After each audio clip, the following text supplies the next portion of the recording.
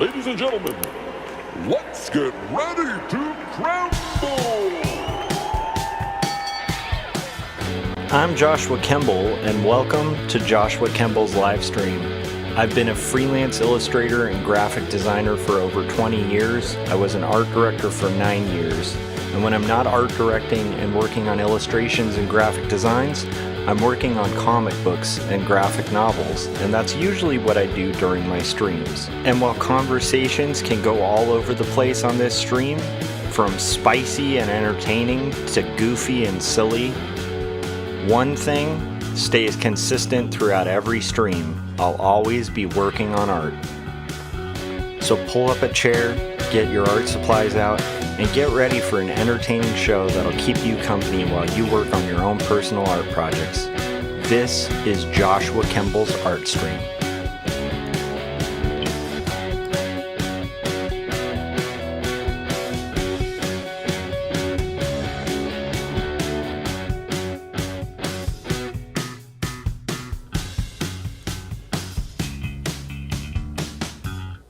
Okay. Oh, let me turn off this one setting. I'm in a new location, guys. Let me get up new advanced audio properties. I'm going to turn off my monitor here. Awesome. Oh, okay. So, hopefully you guys can hear me okay. If you can, let me know in the chats. I'm excited. I finally got OBS kind of set up on my new setup. My old Mac is actually behind me over there, and it's just kind of on its last legs. So, and also I'm going to be working at my art table today, traditionally, because I finished Not Death But Love, the strange supernatural story of Elizabeth Barrett Browning. What that means is, let's see here. What that means is basically... Oh, cool. Tankersley said I can hear you. Cool. Let me know if you have any audio issues, because, like, again, I had to kind of import all my OBS settings to this new computer, so we'll see how it goes. But anyhow, so I'm at the art table. I'm going to have a live stream where we're going to look at a live feed. I'm going to show you guys a sneak preview of a couple things. One is I'm actually getting back to book 2 of Two Stories. So for those of you who don't know, I've been working for 4 years on a graphic novel called Not Death But Love, the strange supernatural story of Elizabeth Barrett Browning. And other than some like really minor revisions that I'm doing this weekend, that book is pretty much like ready to go for release in September, which is like super, super exciting. But what that also means is I'm able to get back on track on some projects.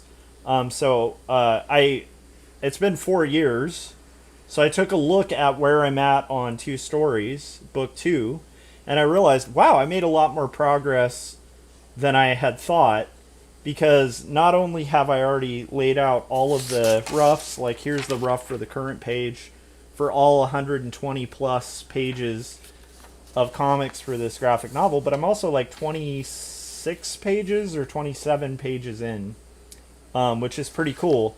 So I already had the layouts ready to go. I had a stack of, 25 pages of story already finalized.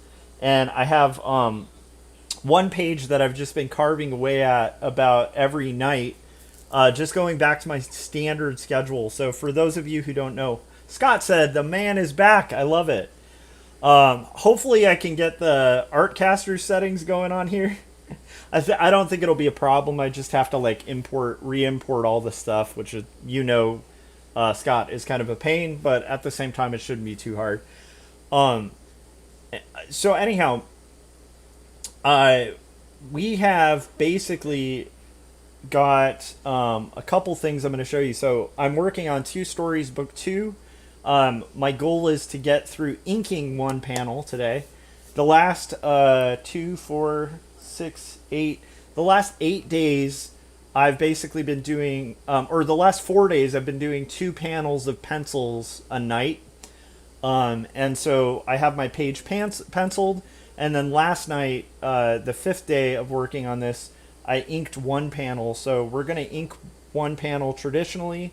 For those of you who aren't familiar with Two Stories, it's a really heavy story that deals with, especially this issue. Actually, like I think the page I'm inking is like a page that's real heavy. It's about my father passing away, so it's kind of dark. It's a dark thing to come back to after exploring Victorian England for 4 years.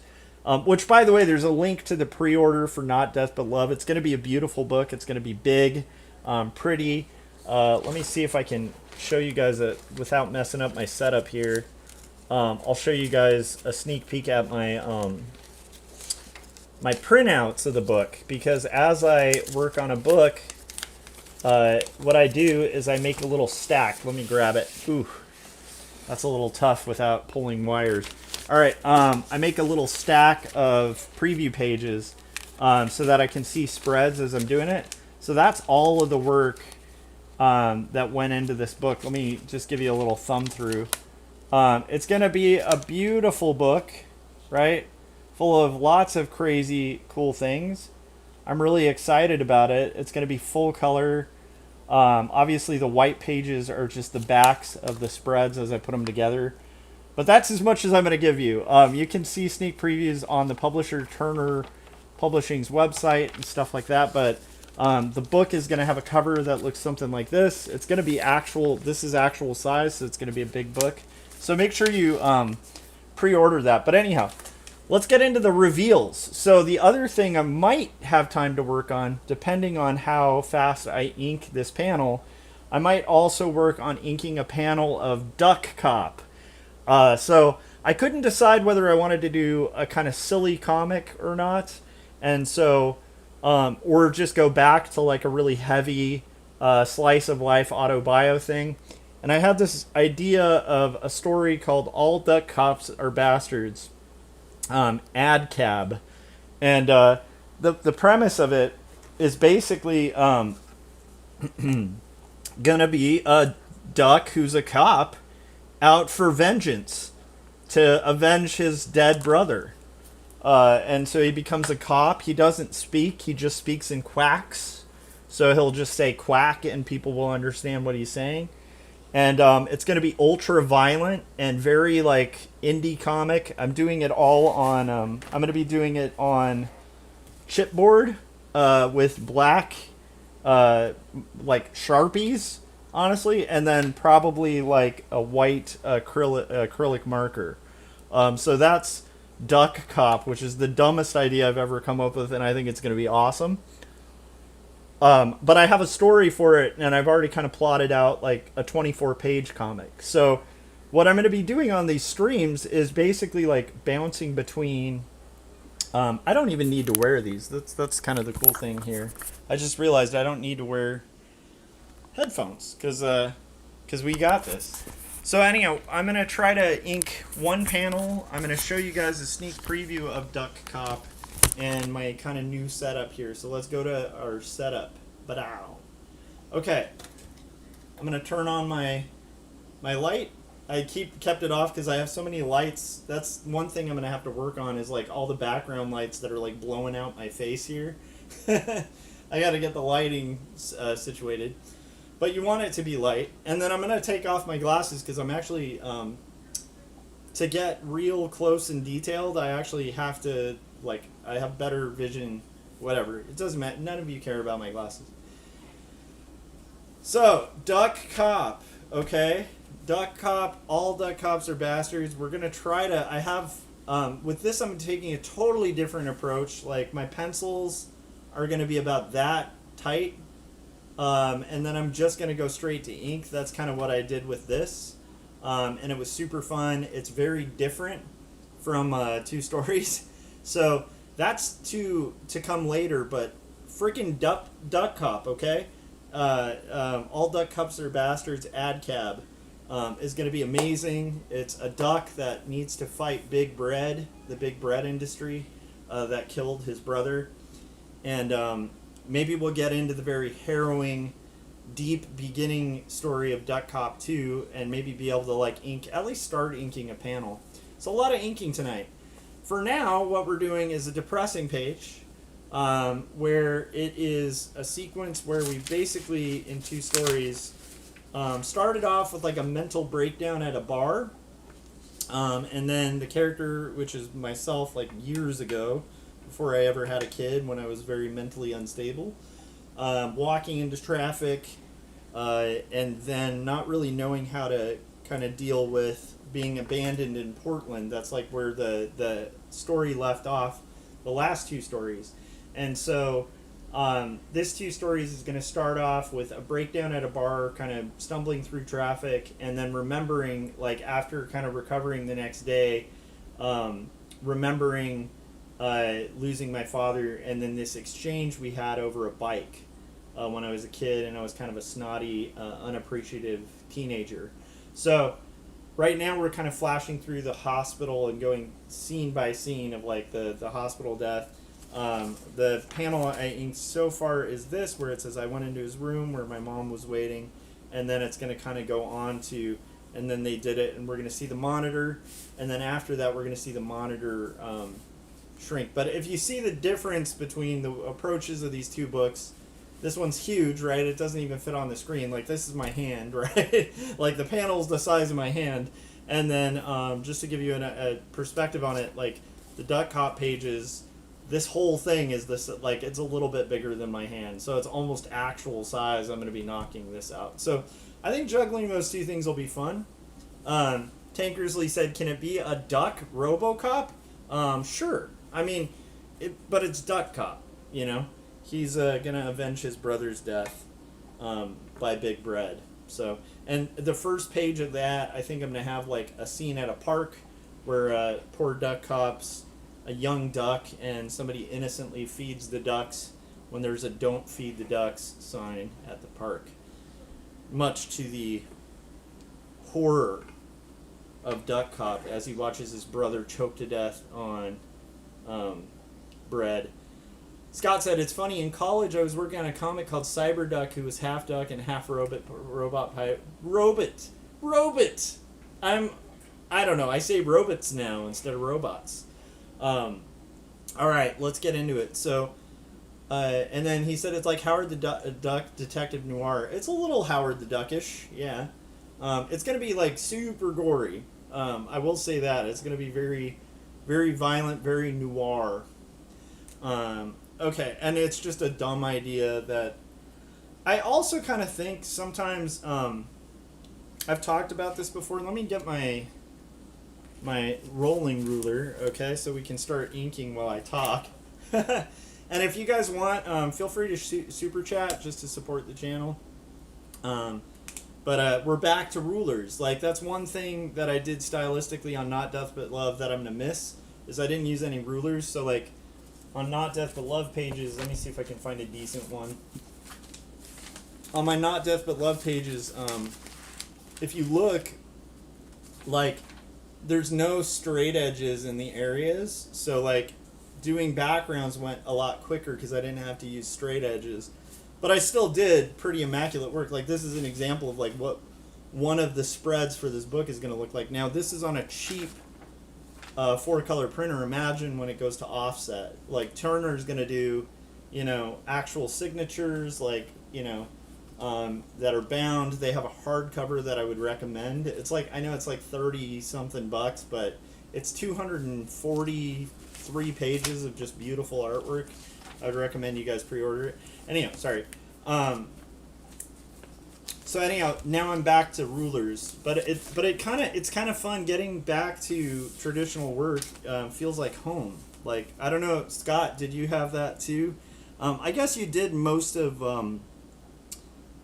I guess that isn't quite the same because, oh, I forgot to take off my glasses. This is the problem with being old, is now I have glasses when I am looking at anything other than here. So now I'm going to have trouble reading the chat, but we'll figure it out. Anyhow, one of the nice things about kind of working on comics, let me angle this too. I just realized I crouch over. One of the nice things about kind of working on traditional comics is it feels like home. And I was wondering if Scott kind of had a bit of that when you started, you know, when you would go from like, you know, digital work that you were doing for clients to just like being able to work like with ink and get your hands all dirty and stuff. I have my hands all dirty from my art classes anyway.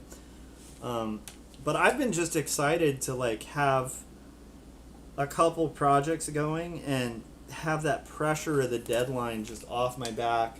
The pressure of the deadline was good, and I didn't skimp on that book. So like Not Death But Love is probably the most beautiful book I've drawn. But at the same time, it is kind of nice to just get back to like real traditional stuff. I think especially like thinking about back when I started Not Death But Love, I thought it would be a fun change to do something digital, especially for the style that I wanted to use. But in retrospect, I think from now on I might try to do comics as traditionally as possible, because I feel like in juxtaposition to like the looming AI that's going to come and like basically destroy all of us, I feel like human made work, like work made by, you know, traditional methods is going to have more and more value, because it's just going to be less and less available. So yeah, but I'm excited. It's funny. There's like I had artist tape on the edges here, and then it had been 4 years. So artist tape usually peels off, but it is a little sticky on the edge of this page, which is sad. All my pages are usually pretty immaculate, like when they're done. But we'll just kind of work with that, because at the end of the day, this is for a book. And one thing I had decided to do 4 years ago when I started Two Stories was to actually do the whole book before I scan it. Like, I want to do scanning in like batches. So the idea when I started Two Stories Book 2 was like to do everything in batches, like write the script, revise the script, perfect the script, rough out the whole thing, lay out all the type, and then from there, like kind of plug and play on the finals, and then worry about like the production and stuff. So your way of kind of sneak previewing as it's going is going to be these live streams, and then occasionally, you know, when I finish a panel, I forgot to cover my hand, but when I finish a panel, then I'll be basically uploading it to like Instagram, like panel by panel, so you can follow it that way as well. How are you guys doing tonight? I'm just excited. Like I'm getting further along in my program at school. It's a lot doing like classes. Like today, I got off teaching, and then I had class. This one was like a Zoom call-in, check-in with the professor to kind of go over a paper and learn some of the proper formatting that I needed to do for this like program that I'm in. And but it was, you know, it was a little bit of time consuming, and then I think I took like a 10-minute power nap, and then now I'm working on this. But even though that would be busy, I think that would be a busy schedule for most people, is like going to school full time on top of working full time. But for me, it was really just the crunch of that deadline of that book, and the amount, just the sheer amount. Like I did the math, and I did over a page and a half a week for 4 years. And doing that on top of school and on top of teaching school was just a lot. So weirdly, even though I'm really busy right now with a lot of projects, I'm just so happy to have that. You know, it feels like a weight is lifted off of my back, and now we get all the fun parts, like, you know, arranging our promotion. I think Lavender was talking about, well, I kind of proposed the idea that since it's a historical fiction book, it might be cool to, let me see if I can tilt this so it like reflects less off the screen. No, see, we just have too much light. I'm gonna see if I can see okay without this light. That might improve it. No, that makes it worse. Okay, we're doing backlight, and you guys just have to deal with the bad lighting. I'll get the lighting worked out in a bit. Anyhow, so I had this idea, because it's a historical fiction book, I'm talking about like a million things in the chat. If I'm talking about way too much at once, just let me know. But what happened is I was thinking about it. I'm an educator, right? And how cool would it be if there was a curriculum on the publisher's website for that book, so that you're literally making it easy for English teachers to incorporate it into their lessons. And so that was kind of right. Tankersley said, too much light in all the wrong places. Yes. Yes, indeed. But I gotta have my light here, because this is my beauty. Thomas said, I can't believe you started 4 years ago. I remember when you were drawing the boat wreck and the hat in the water. It seems like it was just a year ago. Isn't that nuts? Just time goes real quick. You know, and that might just be an aging thing too, because, I mean, I'm telling you, like,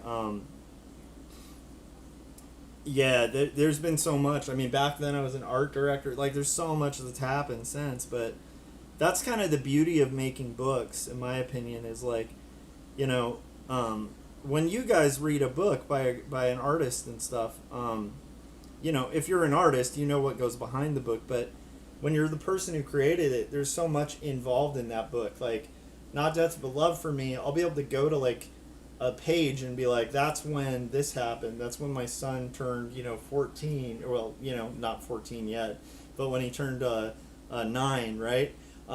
That's when he turned 10. That's when he turned 11. That's when he turned 12. Isn't that nuts? Like, that's all of that 4 years of my son's life. So it's like, I can kind of divide the book and remember different memories throughout the process, different frustrations too.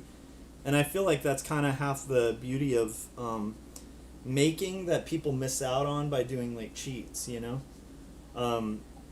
Because a lot of people want the result, but they don't like really want the marathon, and they miss out on things like this beautiful moment right now where I'm able to spend some time with this panel and kind of right my head, you know? It's weird. I took a couple days off. I was telling Scott and Kevin this on the last Artcasters, but it's like the first night I had off from making a project, I read like, you know, 3 graphic novels, and it was awesome. I was able to actually catch up and read some of Scott Lost's work too, because I bought like all of Scott Lost and Keith Foster's work because we're friends now, and like, it's beautiful work. So I've been meaning to read it, but when you're making a graphic novel, when are you going to read it? So I read like the first 3 issues of like Wanderers of Melisandre. I read a Daniel Klaus graphic novel that I'd had sitting there. I'm starting to read through like David Hartman's book and stuff that I ordered on Kickstarter. And it's like, it was really nice to read, but by Sunday, so that was Saturday, because I finished on Friday. Although I'm not technically finished, because there's still some like mild text revisions and stuff to do. But anyhow, this is how my mind works. Like, I think how cartoonists work, where basically, sorry, just inking. Where basically, like, I felt just really weird having no project, and like having this like brief period of time of thinking like, well, what should I do next? And then also just and I literally couldn't sleep like the Sunday after. And so I very quickly just decided I'll just do both, and now I'm sleeping pretty well. But it is funny how I think just the way I'm built, like, I have to be working on a project. I do have a guitar I want to build too. And we're also really close to the kitchen, this section that I'm at, so when you hear noises like such... No, it's cool. You can make noises, honey. Yeah, she's getting Benji some snacks, which is kind of a cool thing to do. Scott said, I gotta bail. Have a good night. You too. So I'm just going to hang out for like, you know, an hour or two and just work on this comic. But it's been awesome. I've watched like we watched the beginning of a documentary. What was that lady's name? I can't remember. It's It's like Josie and this other lady, but it's called like Monster Influencer or something like that. It's on Netflix. It's basically about this like creepy lady who ran these like yeah, she ran this website called Connections with an X, and she was like a YouTuber, like a family vlogger and stuff. And like it's like a true crime but like kind of cult thing, because it ties a lot into like the Mormon church and like just like really weird, like, but they were like, they had this whole the main lady in it had this whole scheme where she was like breaking up families and then abusing children. It's like this insane story. I wish I could off the top of my head remember her name. Of course I probably will after the documentary. But like having a moment like that and being like, oh, like normal people watch documentaries. They aren't up till like 5 in the morning like working on, you know. I think toward the end I was averaging like 3 pages a day up to the deadline, which is nuts. I didn't know I could do that. And then actually the last like 20 pages, my wife just kind of came up to me and was like, Josh, just let me flat the colors. And I was like, fine. so anyhow, it was awesome because my wife, my beautiful wife, who's an artist herself, I just showed her the ropes of how I flat the pages, and she flatted the last like 20 pages of the book. So I had a superpower there helping me. That's how I was hitting that 3 pages a day page rate, because I was like, man, I don't know if I'm gonna, you know, even though I've gotten extensions, I don't know if this is gonna happen, but it happened. But anyhow, so it was cool watching that creepy documentary. Really disturbing. It's always really disturbing to me when somebody can like be like abusive to a kid. It's just, it's like a level of evil. It's kind of like people who like beat their dogs or something. I just never, it's hard to get a, like, you can kind of get a window into, like, if someone got angry enough, right, and like did something terrible, you can kind of like get a little bit of a like empathetic window. But then there's certain behaviors that just like, it's hard to even put yourself in the shoes of somebody, you know, who does certain atrocities or evils, you know. But it's also really fascinating as a documentary, because it's like, yeah, how, you do kind of want to know, like, how does somebody get to the point where they can do something so horrendous, you know?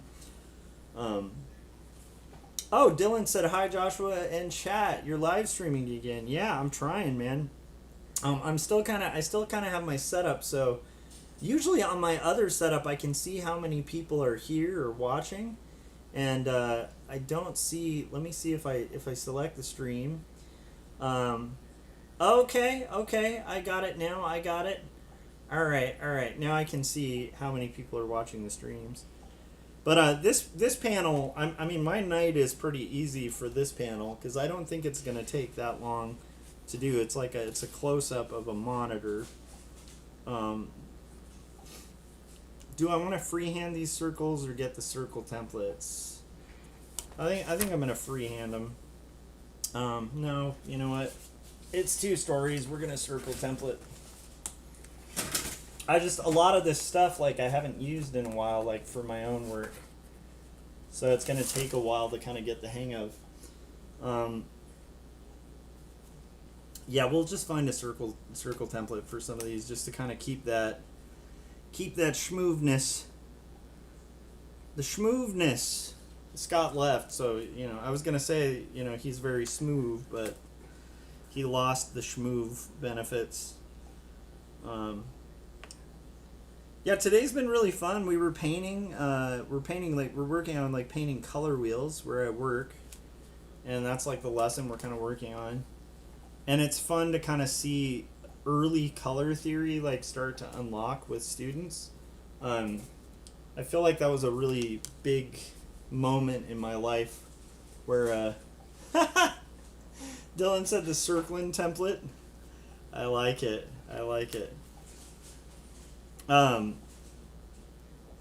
But yeah, it's nice to see those moments of like art unlocking, like concepts that are a little hard to kind of unlock. And then also the thing I love about art is there, like art is not an area of just abstract concepts, even though art can be really abstract. It's actually much more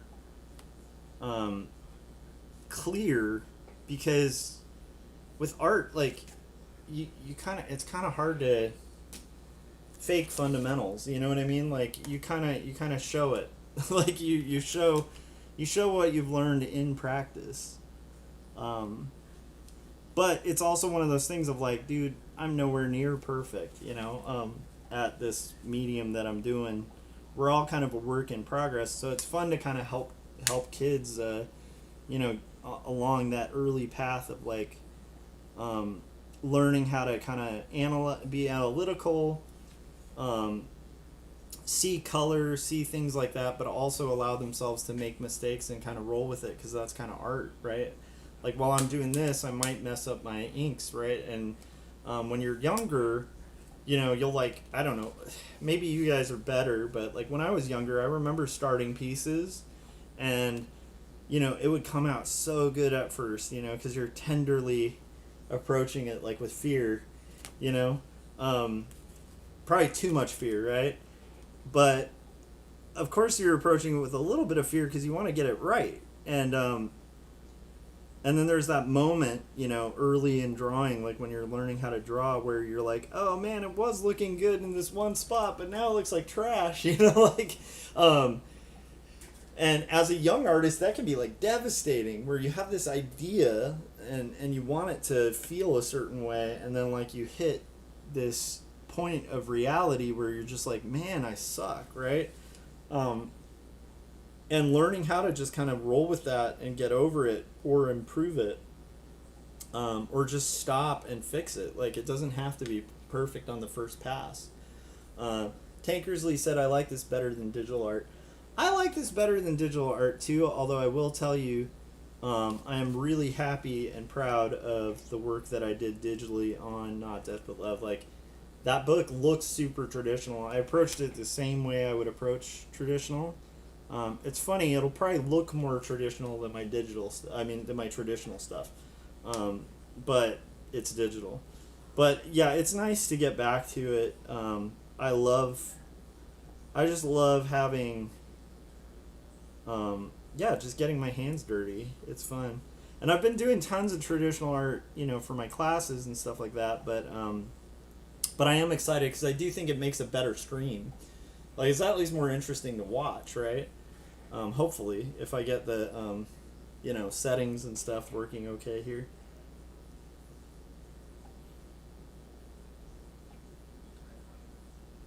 Okay, and then there's kind of a line here. I'm a little slow on the, I used to be able to knock these out real quick, like straight lines, but I'm a little slow on the firing on it, because it's been a while since I've used the good old rolling ruler.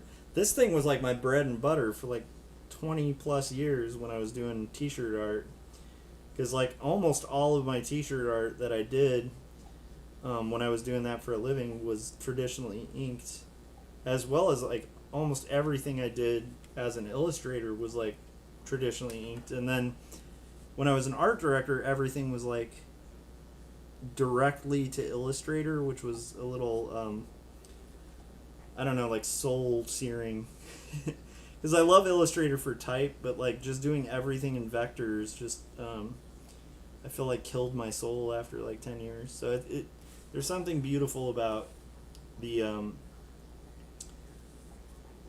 traditional medium. So I'm kind of with you, Tankersley. All right. But see, Duck Cop's going to be my dessert, so this is the hard stuff, right? Shouldn't take that long, but it's still, this is like the more kind of serious stuff. Let's find a French curve here. This is the kind of more serious stuff. And then hopefully, if I'm able, you know, it's like only 9 o'clock now. So if I'm able, or if I'm Kane, that's a dad joke. But if I'm able to, please, I hope there's eye rolls in chats from that one. That was awful. That was a terrible joke. But if I'm able to, the dessert to my meal here will be Duck Cop, because that's why Duck Cop. I also like Duck Cop because it's a one sentence pitch. And here's the thing I will tell you. You pour your heart and soul into these books, right? And often, like, the books you really invest in. Oh, I'm sorry, I'm on a tangent. T-shirt design. I was going to say why I'm doing Duck Cop. Let me get into that.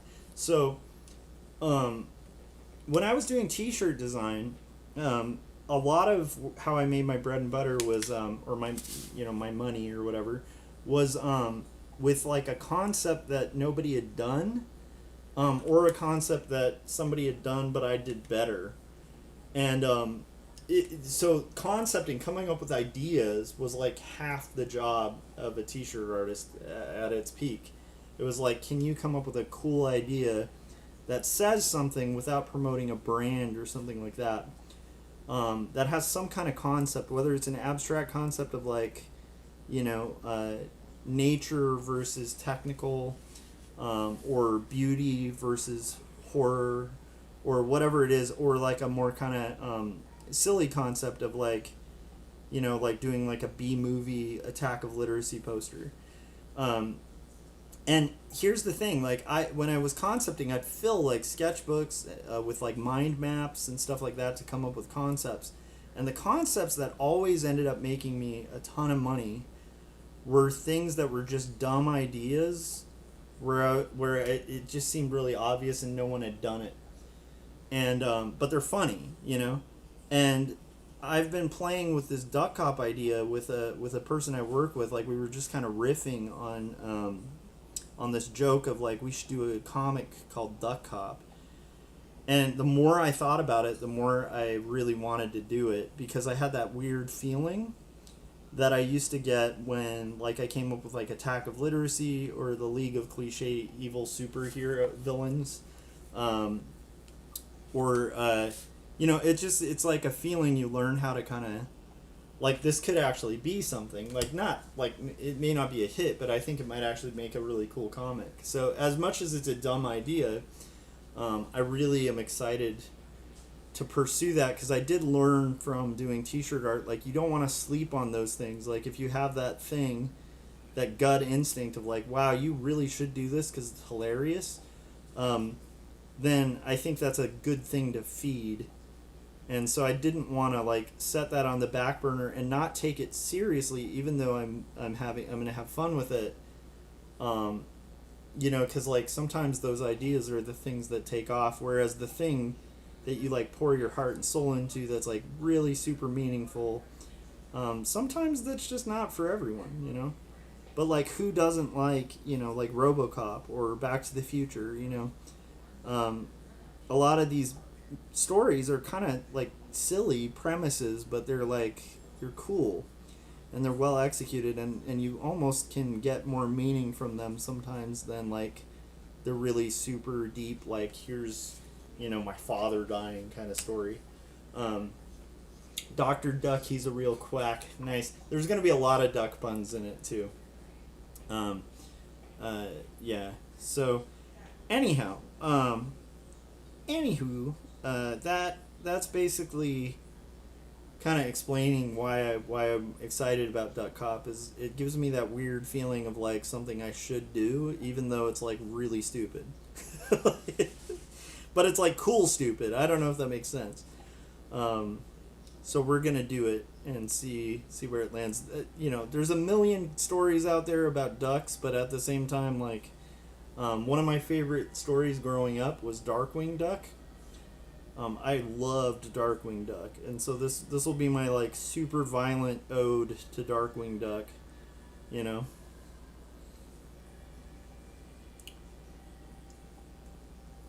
And who doesn't love a duck comic, Anyhow, so, but yeah, also this story needs to be told that I'm working on. Like, Two Stories Book 2 has sat on a shelf for 4 years, so this needs to be told. And the script is really good for this. So I feel like I have two really cool things to work on. One that's like really deep and very meaningful to me, and then one that just makes me laugh. which can be really meaningful. Like I think sometimes, especially nowadays, man, with what's going on outside in the world, you know, even like Two Stories, thinking about when I started it, it's like the world, like the country I live in, was in a completely different place. Um, and now it feels like some of this stuff, like as impactful as it is, it's just like compared to like what like kids have to go through right now. You know, it's like I don't know if it's even um, as important. It is important, but I do kind of feel like maybe some levity would be helpful as well, and just the times we're in, you know. Which is odd as I'm drawing a page like at a hospital where you know my dad is literally passing away. It's kind of a weird thing. The hardest part with that kind of thing in a story is writing it. I feel like drawing it is almost more meditative, if that's a word.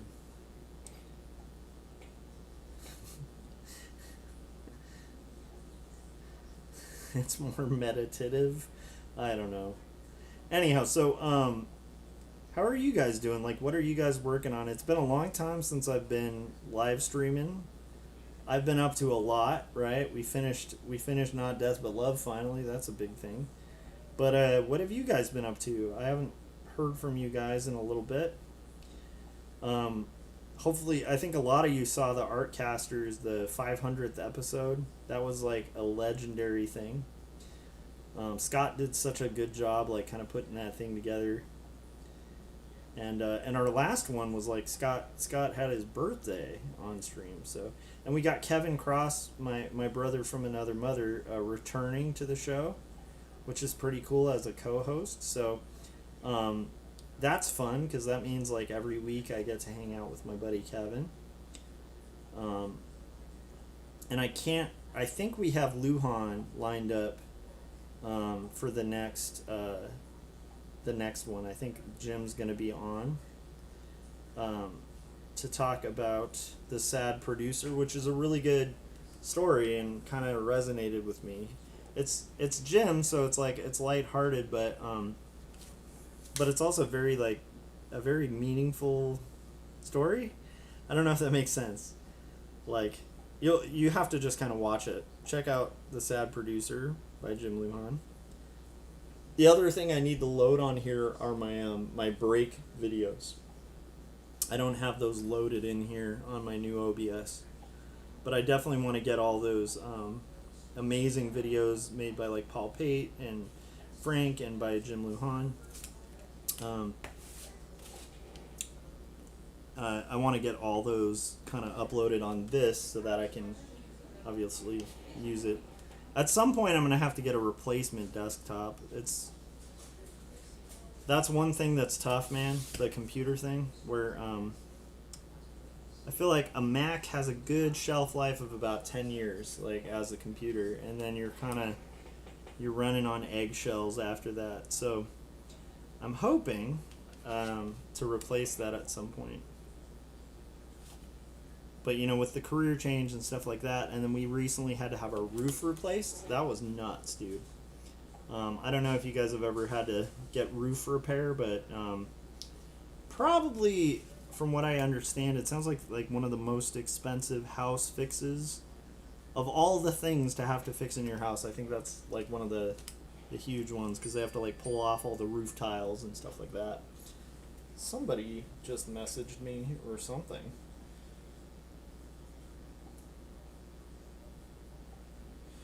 Okay.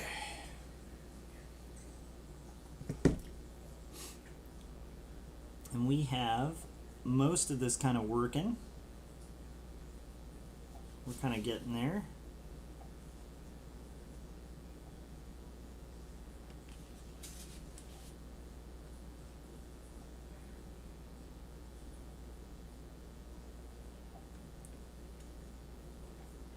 But yeah, we're getting a little closer to done, which is pretty cool. Sounds about right. Like it's funny. I always think, oh, this will go quick, but I think the panels tend to take about an hour, and that's what this is taking. Plus, I've been kind of rambling. But some of these lines are going to be kind of more free than others, and then we'll kind of hit it with our Pentel Pocket brush pen, which is my favorite inking tool. That was another interesting thing, is I haven't had the inks out in a while. Like, I have them in my classroom, but like at my own personal studio, this whole table was just piled with like paper.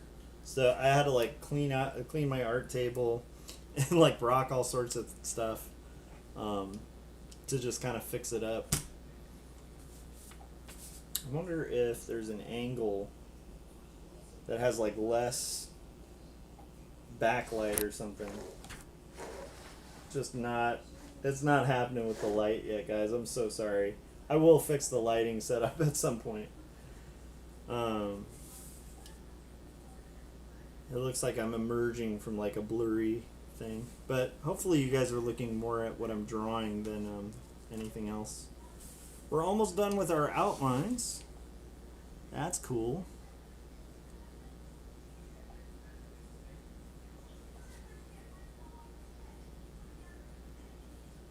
And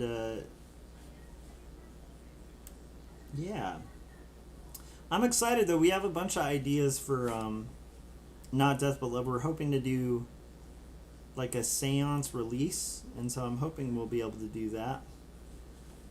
I'm going to be in Chicago like next week as well, which is pretty exciting. I was really stoked about it. It's for like a convention, not a comic convention, just a work convention. And I was really excited to check out Chicago, but then last week in California it was like freezing here. And I realized, like, this is freezing in California. In Chicago, it's going to be, like, so freaking cold right now. So, like, I don't know. Like, hopefully I'll be able to kind of check out the city and not, like, die of hypothermia. Like, it is crazy how cold that city gets. So, but I'm excited. I'm excited to go check out Chicago. I think I'm going on Wednesday, and then I think I'm leaving Chicago on Sunday. I think that's what's happening. Not like Wednesday of next week. So that'll be pretty fun to kind of check out the Chicago state. Well, Illinois, but what is Illinois without Chicago? You know what I'm saying? Yeah, so let's see here. Where are we at? Am I missing any chats? Hopefully I'm not missing any chats. So we're just kind of doing this computer monitor, taking our sweet time, and kind of trying to just get lines done here and lines done there.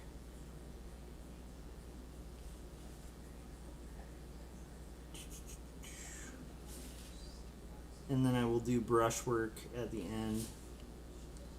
La la la la la.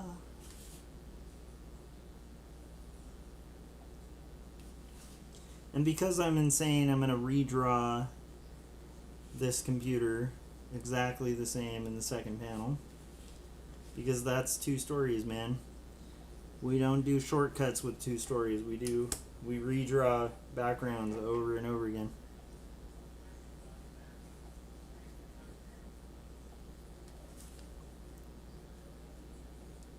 And here we go. We're kind of making our progress here. Just trying to get all of these lines kind of straight edged.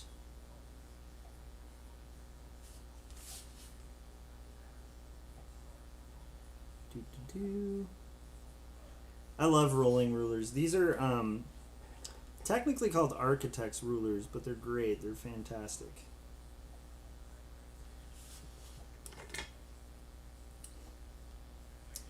Okay.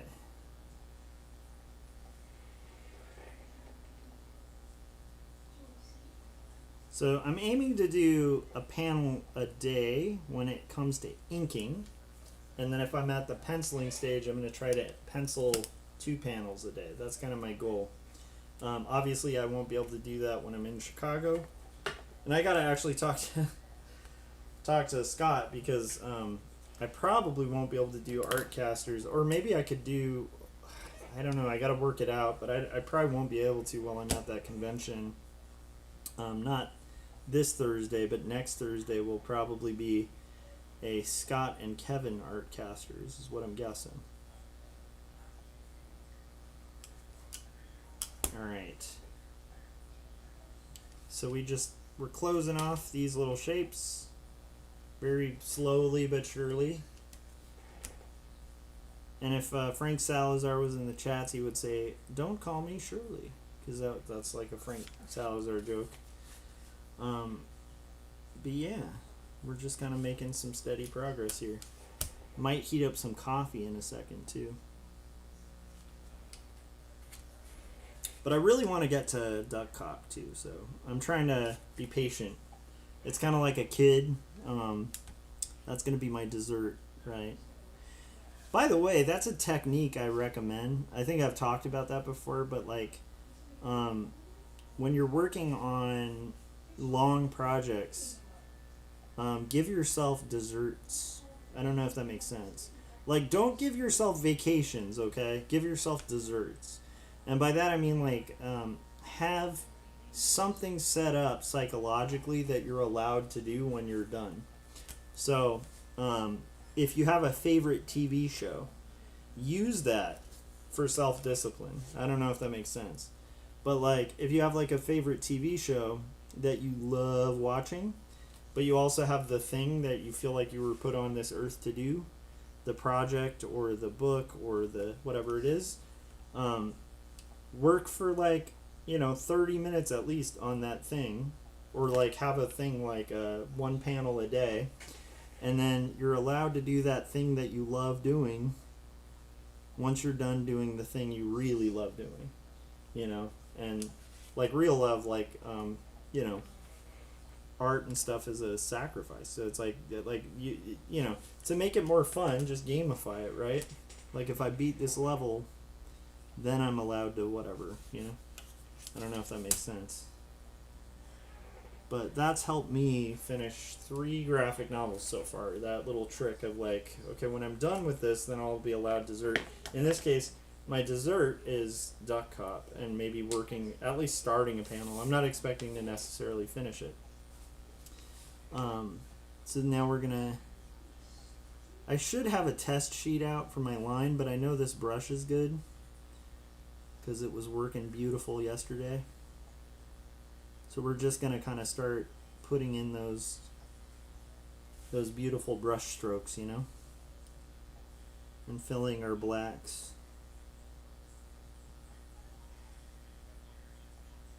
So just kind of looking through it, getting specific. Do you guys have any questions? What are you guys up to? Like, I haven't heard anyone in chat say what they're up to. Might be kind of a dead chat too, because it is like a Wednesday night. Not everybody's crazy enough to be working on art tonight.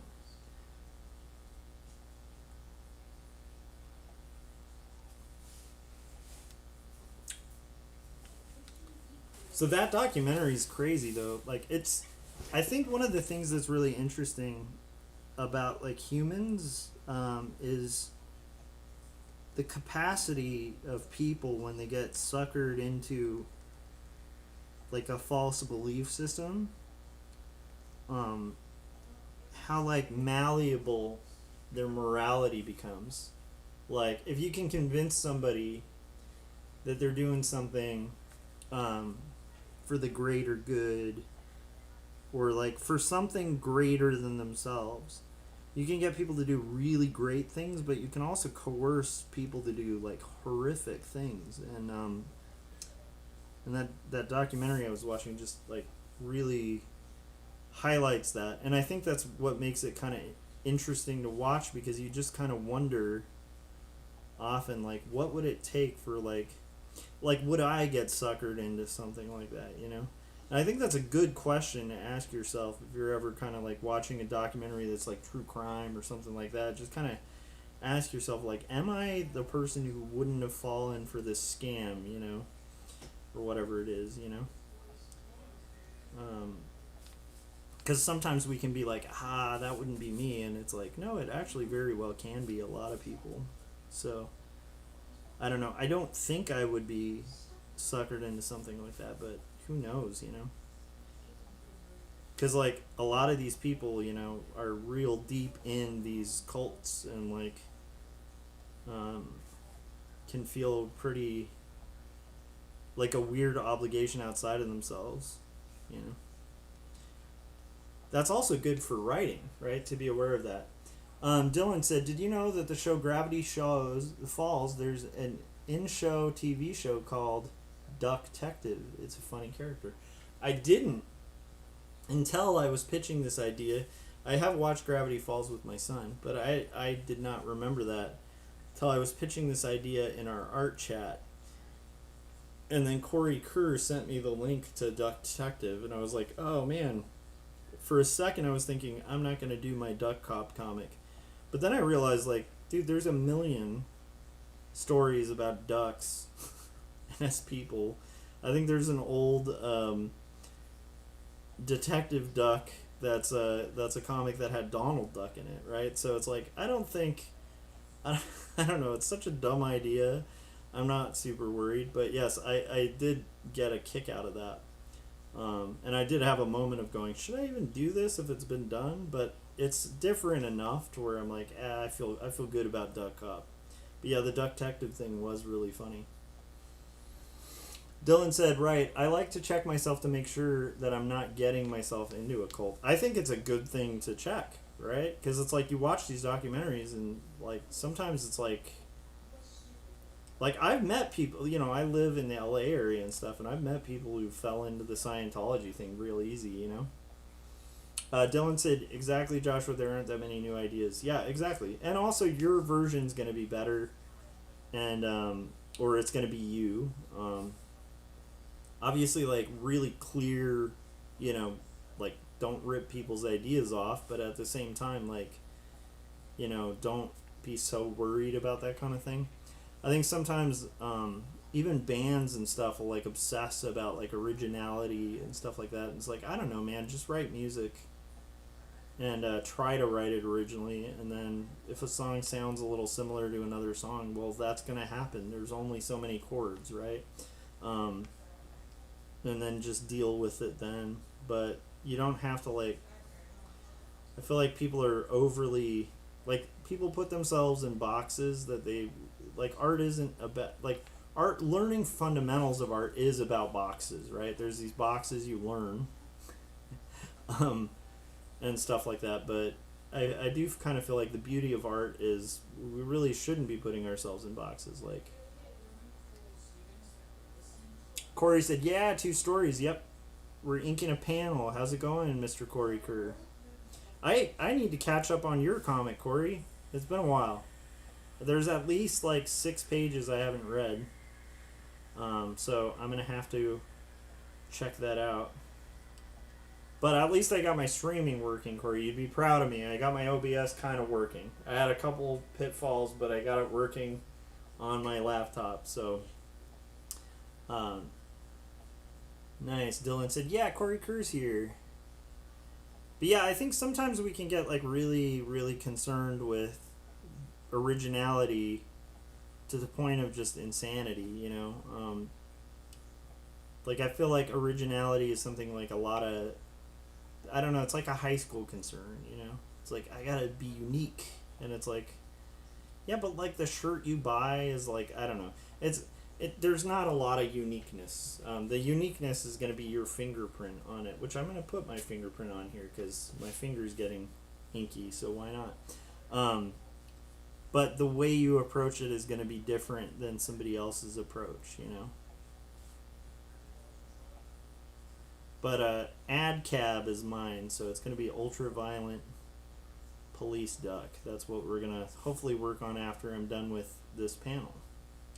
And again, Corey can kind of chime in on this, but Corey, I don't know if you do the trick of like self-rewards, but I really think that's what's gotten me through 3 graphic novels so far is like the self-discipline of like when I finish this panel, then I get to do fun thing. You know, like, I don't know if that makes sense. Even though this is fun thing, and this is the thing I think about all day, I'm like, I can't wait to do, you know, a panel of a comic, you know. But it's like, just to get yourself through it, especially on days where it's rough, it's like, I think that little, creating little desserts that are positive things. Like, for instance, in this case, Duck Cop is going to be my reward if I finish this panel in a timely fashion, you know.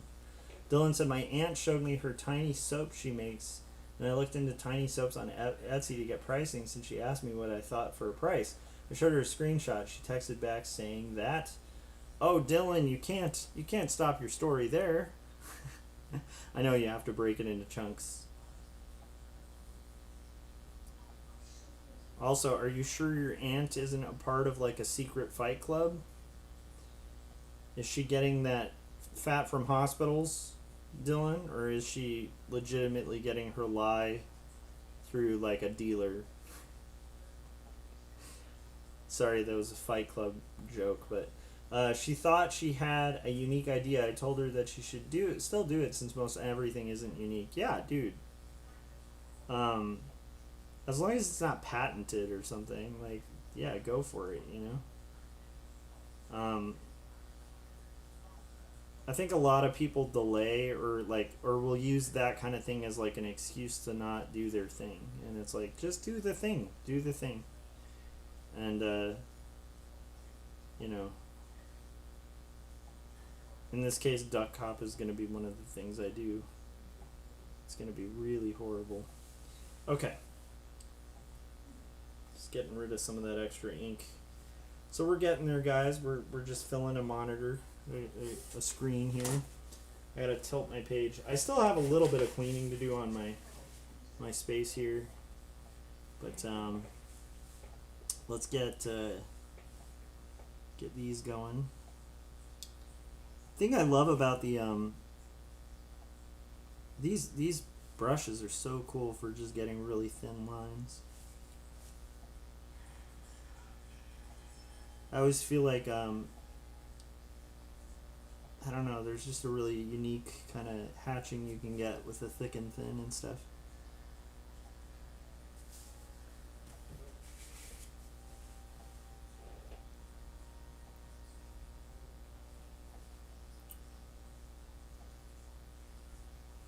And then we're just going to fill these guys. And we're going to kind of get through this monitor here.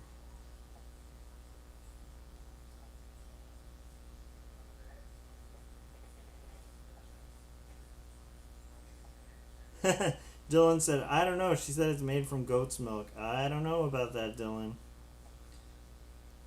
Because, I mean, if she is in a fight club, I think the number one rule, right? You can't talk about it. So, I don't know, Dylan. I might start asking some questions, you know. Alright, so we have our stuff. How's it going, Corey? Like, you've been, like, jamming on those pages, man. It's funny, the chat we have, I have trouble keeping up with it because I've been, like, you know, busy, which is kind of my nature, but it's been fun kind of recapping a little bit of what everybody's up to. But I still feel like I missed a little bit of, especially during that last bit, you know, of the deadline time. I feel like I kind of lost touch with people, so I hope you're doing okay, Corey. I hope Idaho's not completely freezing right now. I'll get a taste of what it's like there probably in a little bit, because I'm gonna be going to Chicago on Wednesday, and like I can imagine if anywhere is gonna be like Idaho cold, Chicago might be that, but also windy, which is a little scary. Feta cheese halloumi? What is feta cheese halloumi? Oh, for like what she's making her soap with. I thought Jan, by the way, Jan, how you doing, man? How you liking you know, I believe married life, right? How's that treating you?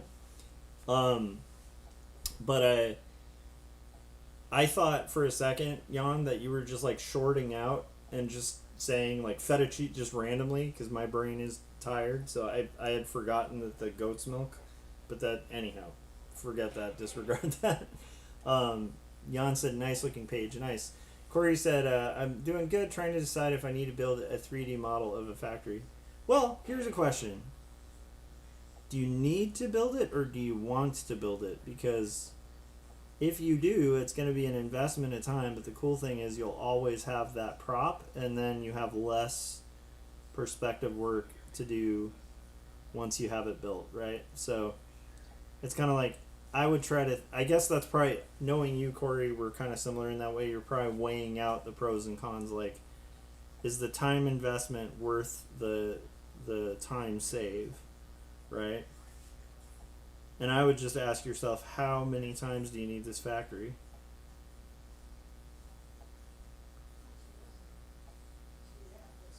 Because, like, I do know you 3D modeled some of your characters and stuff, and I think that's smart because it's like you're going to be reusing these guys over and over again. But I don't know, like with a building, I would just base it on how many pages, you know?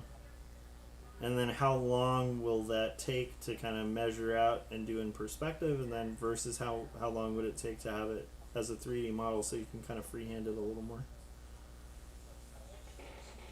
Corey said, I do not want to build it, but I'm inside that factory a lot in the next part of the story. Like, what's a lot, though? Is a lot like 3 pages? Is a lot 10 pages? You gotta be specific, Corey. I'm sure you probably told me in chat, but I'm drawing. Okay.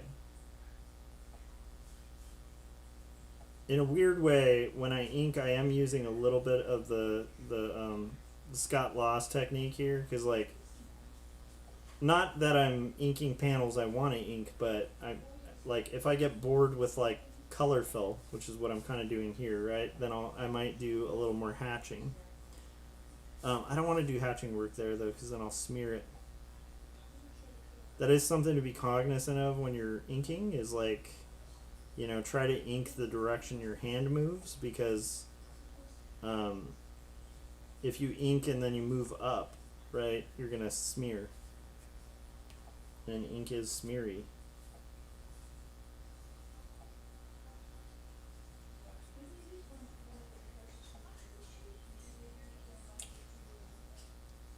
Yeah, Corey said the character models have been super helpful. Yeah, they're really cool too. Can you 3D print from those models, Corey, on that program you're using? Because like, that is something I'm really interested in. Like, I think it would be really fun. For Two Stories, I think it'd be fun to do a 3D printed like Kid Josh, to at least have at the booth at the con. But I think it would be fun to kind of do that and maybe make like resin casts, and then make a couple like for, you know, to have like for sale. But I also think it would be fun if I end up doing Duck Cop. I would love to have a Duck Cop action figure. SketchUp for CAD looking stuff. Nomad Sculpt on the iPad for clay looking stuff. Nice. You can export OBJ and other forms that can 3D print. That's cool. That's cool. That would just be cool. I'm just saying, if you like, you know, do a convention or something like that, if you eventually print the book, that would be cool to have some of the bugs there, you know? Like, they're such kind of cool characters. I think it would be cool to have like 3D printouts of them. I'm trying to remember when I was an art director, it was I think it's SVJ or it's S something, that was like what we used to have to use to export to manufacturers in China for 3D models. I think it was SVJ, but I might be remembering that extension wrong. But it was always a little difficult. They were very particular about their 3D files. Dylan said, man, it's so weird seeing you at this angle and drawing traditionally. Yeah, it's been a while, right? Been 4 years. I was working for 4 years on that book. And I did the math, because Corey Um, God bless him. I was feeling bad about taking forever, and then I because Corey was like, "Well, how much does that average out like per week?" And so I did the math, and I was like, I think I averaged about a page and a half per week, total, which is kind of crazy. So I like where I was feeling like, oh, what have I been doing? It's like I think that's a pretty good average for like 4 years to be steady with. Um, Jan said, I remember looking into Nomad, cool looking app. What have you been up to, Jan? Like, I'm curious, man. Where are you living now? What country are you in? Jan is like a world traveler, so it's. I want to make sure I'm keeping up with the location. You know, I feel like the last time we talked, you were, I think, in the Philippines. Am I crazy? Um,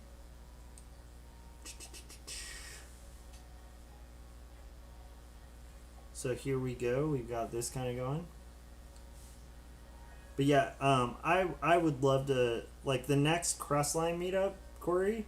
You should bring. Well, you will bring your iPad. So show me Nomad, or maybe this summer we'll, because I do want to go up to Utah this summer. So maybe we can, meet up in drive a couple hours further and kind of meet up, and you can show me how to do it. Corey said fully lettered and colored pages too. Yes, exactly. Dylan said, for me, I've only seen you draw digitally. I've been watching you in the Artcasters crew for about 3 years. Yeah, this goes way back. This is about, if you go back in time to 4 years, everything in Two Stories is this size and traditionally done. So, yeah. Yes, yes, yes. But yeah, you'll be seeing a lot of traditional work to come. Maybe even more tonight if I'm able to kind of make decent time. Let's see here. Oh, okay. In Manila, PH, visited Osaka, Seoul, and Bangkok in the past few months. That's awesome. I gotta catch up on that stuff. Are you still vlogging, Jan? Because I loved your vlogs, and I feel like because of the deadline and all the crazy stuff going on, I lost touch with the vlogs, but I would love to watch those if you're still doing them. Yeah, I wasn't kidding when I said Jan is a world traveler. He's got the wanderlust.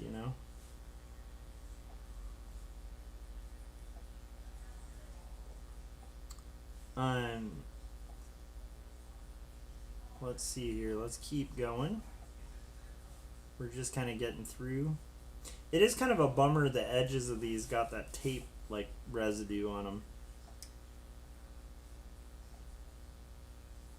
Oh, Jan said I haven't vlogged in ages. Yeah, that's understandable, man. You gotta kind of live life. I was vlogging a lot for a little bit, and I don't know. I just don't. I think the key is right now I don't have like a long commute, because that was when I do my vlogging. And I gotta say, man, my life has improved a lot since then, because I was driving like hours a day, and now it's like 10 minutes to get to work. If there's like crazy traffic, it might take me like 15-20 minutes to get home. But that's like such a difference, being able to get home for dinner, and yeah, I don't know, it's pretty nice. See my kid. Jan said, what is your current comic project? So I just wrapped Not Death But Love, the strange supernatural story of Elizabeth Barrett Browning. And so that, I'm doing like some mild text revisions, but I have a link for it too down there, but it's 240 pages from Turner Publishing.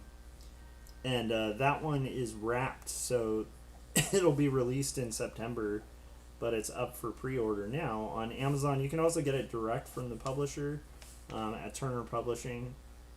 It's written by my sister, Lavender Vroman, who is an incredible writer, and illustrated and hand-lettered and all that stuff by me. So after that, I went back to Two Stories Book 2, which has been on pause for like 4 years. And so now I'm on page 27 of Two Stories, Book 2. And Jan said, I'm getting into DaVinci Resolve for video editing. Nice. Saying so I might. Cool. I've never used DaVinci Resolve, but I might have to try it. And Corey said DaVinci is great, and Jan said, and free. Okay, you had me at great, but you sold me at free. So the current project is Two Stories Book 2, and then a very silly comic that I'm just starting that's probably going to be like a floppy. And that is going to be called Duck Cop. And it's called ADCAB, All Duck Cops Are Bastards. And that's about a duck on the path of violent vengeance as a police officer with no mercy. He's a cold-hearted killer of a duck, but hardened by the death of his brother. So that's on the docket for tonight if I have time. It's almost 10, so I might get maybe start working on panel 1 of that. We'll see, because we are getting close to finished with this panel, which is beautiful. All right, and we're just gonna kind of do a little bit of our shading here.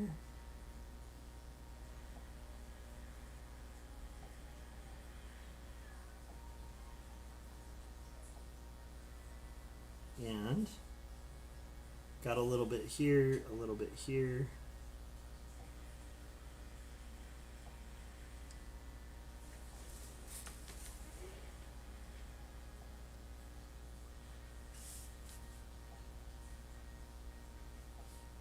Okay, cool. Feels like time travel, right? I literally lettered this 4 years ago, and now we have 2 panels inked. So I'll show you guys what that looks like. Dylan said, do you know how many pages the second book will have? Two Stories Book 2 should be about 120, I think 128 pages, just of interior art, and then there's going to be cover work and stuff like that.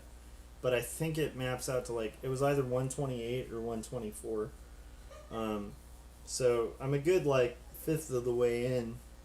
Was a good fifth of the way in. The whole thing's mapped out. Everything's rough. So in this form, the whole book's finished, and then in this form, it's gonna take a while.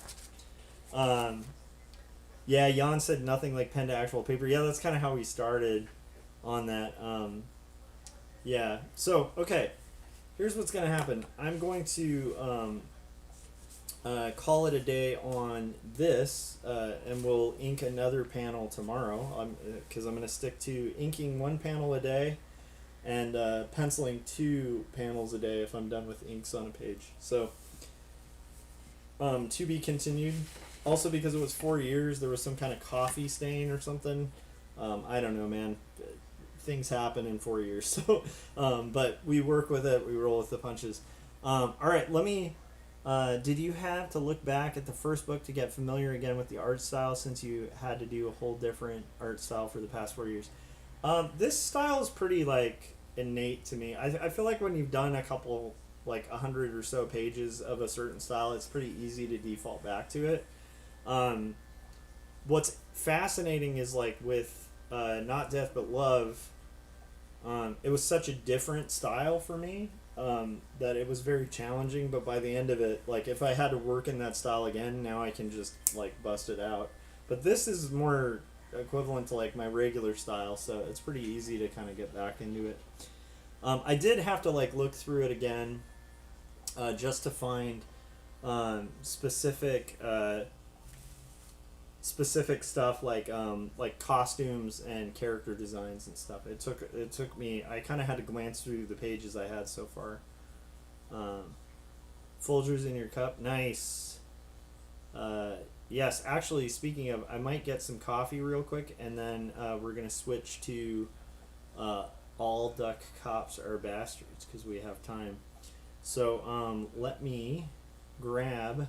I have to actually grab it real quick. It's going to be in my live stream folder. And then I know I have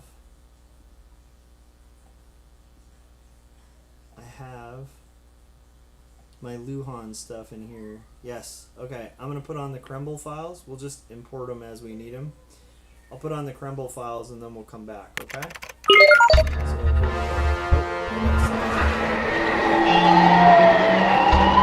Well, Mr. Striker, I have you now. There is no...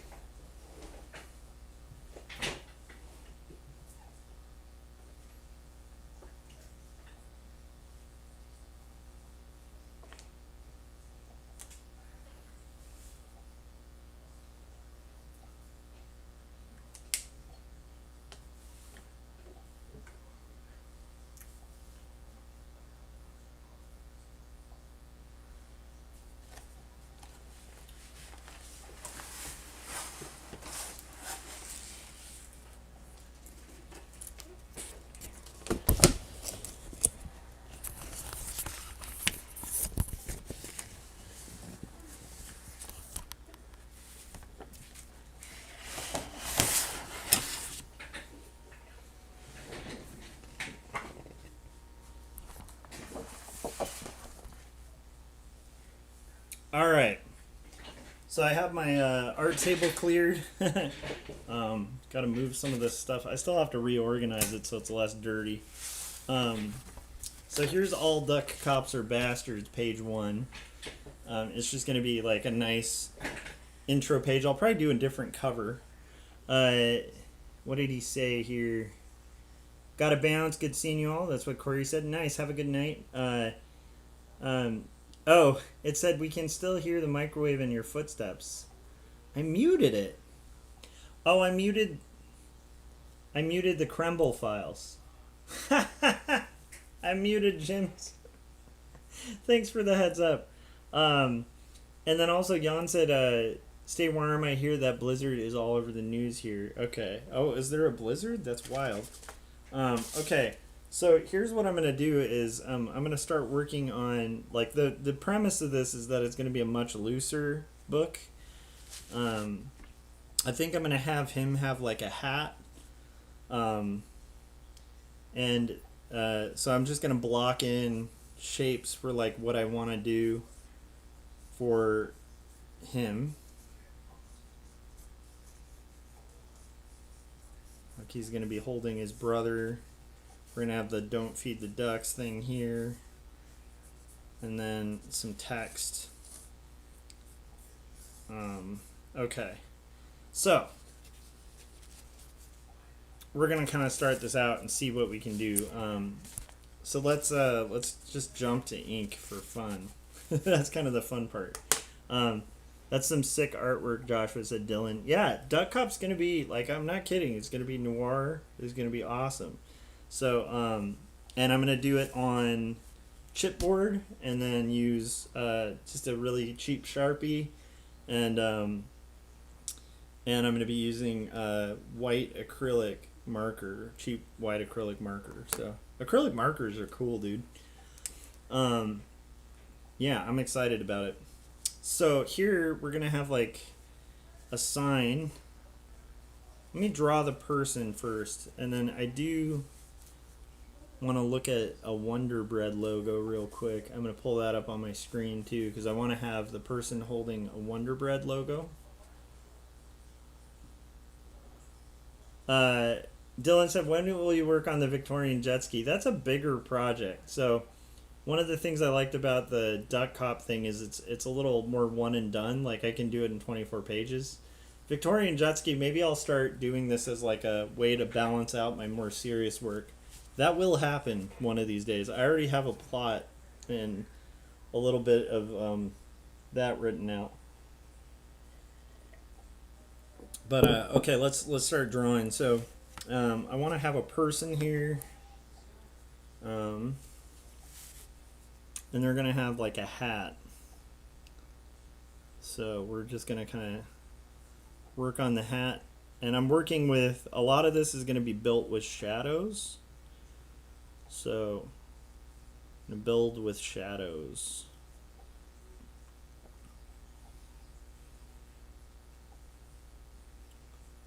Kind of a hat.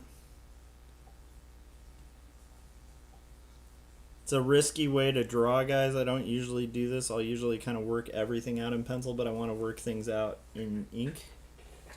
Paul said, hi. Oh, hey, Paul, how's it going? We got Paul Pate in the chats. How you doing, Paul? Let me zoom in a little bit so you can kind of see what I'm working on. This will be page 2 of a, I think, 24-page comic, if I mapped it out correctly. This is much more cartoony and kind of silly. So, what I'm trying to do here is, let's see here, draw like a hat on a person.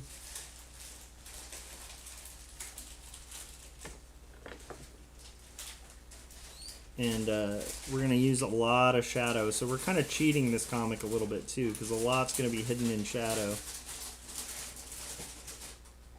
And I am allowed to work on this for about 30 minutes, I think. I think max should be 35 to 40 minutes. What do you guys think?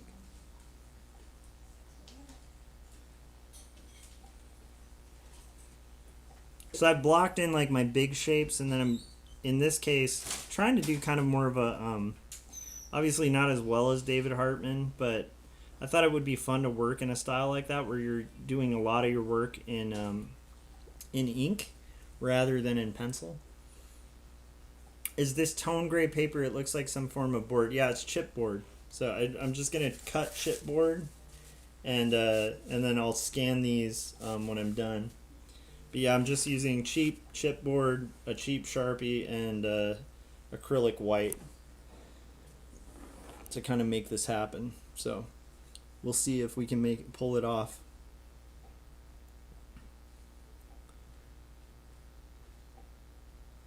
I'm gonna make like a nose here.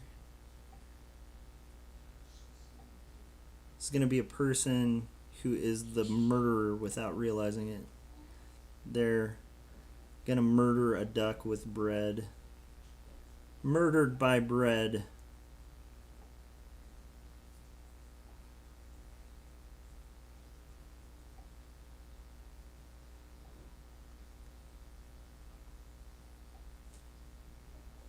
And we're gonna do just a little bit there. It's a little blobby. That sounds good to me. I'm getting a little tired. He said, nice. Yeah, we're all getting older, you know. These late nights, they catch up to you.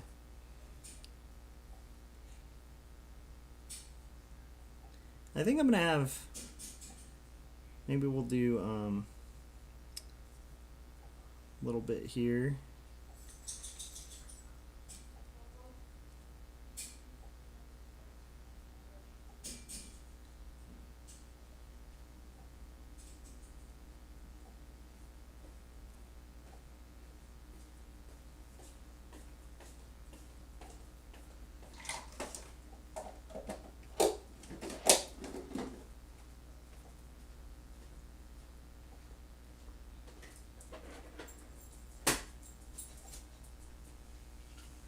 and we're just gonna kind of bleed it out and make blobby blacks here.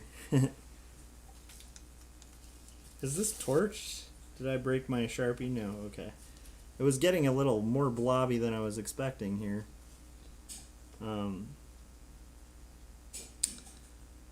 So the catch is this is going to be a person who is going to be holding like a loaf of Wonder Bread. What time is it for you guys? I'm at 2 p.m. It's like 10 p.m., so it's not like super late. Jan used to like hang during crazy late night streams, but I think we had a kind of time difference where those were like almost like daytime for you. Let's give her like a... Let's do like a thing here. And then maybe a shadow here. Okay. Flying home tomorrow. My arms are going to be sore. Nice. Paul, how far are you from Chicago, man? Because I'm going to be in Chicago on Wednesday through, I think, Sunday for like a convention. I feel like that's pretty long drive, though, right? Chicago would be pretty far away from Michigan, isn't it? I don't know. In my mind, they're kind of close. But am I crazy? I don't know, Paul. Oh, I'm going to move this cord so that it's not in your way. So this is the inciting incident here, guys. We're going to have... I'm going to do some do not feed the ducks. So let's do that. Let's do a sign that says... I already have it kind of blocked out in just text.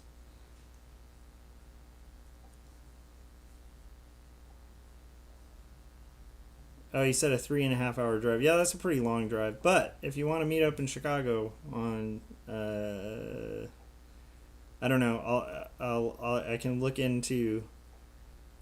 I think the times where the convention's not going, and yeah, maybe we could meet up for a drink or something. If you want to drive 3.5 hours, that'd be a pretty crazy drive. But my buddy. Josh, who also has been on the podcast on Artcasters and stuff, Josh Patterson will be there as well as a bunch of other teachers. All right, so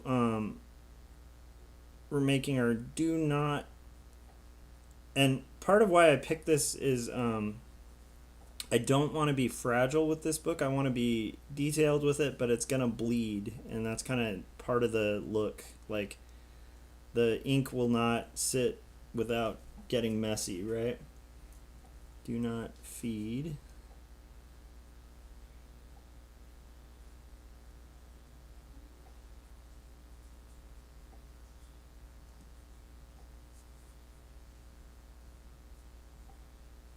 Feed.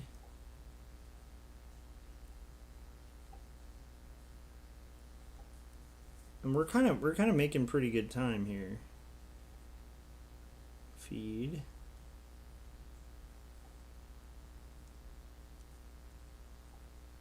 That E is so bad, but I'll fix it with the white. Feed. I'm having fun though. What's the convention in Chicago for? It's a teacher thing. It's like the I can't remember the association. It's like the I don't know, it's like 4 letters, but I think it stands for the Association of Arts Teachers. So AOAT or Art Teachers, I can't remember. I'll probably remember after the convention, but there's just part of why I can't remember. Ooh, I really messed up there, so we'll make the T here. Part of what makes it hard to remember is like there's like a million acronyms you have to do. Like learn in education, and you get like acronym overload. Like there's my union, there's like all sorts of stuff. Paul said, what days again? I think we're flying out on Wednesday, and then I think we will be returning. Our return flight leaves, I think, at 12 on Sunday. So, you know, there's a good chance that maybe we could meet on Saturday. But I can, if you're interested, I can kind of look into it more and kind of give you more specifics.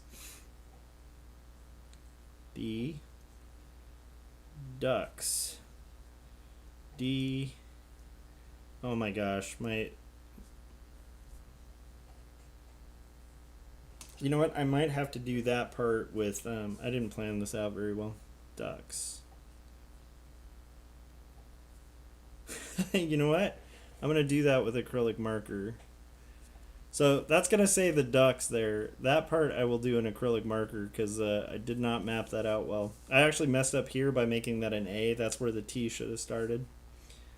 So we will fix that with acrylic marker.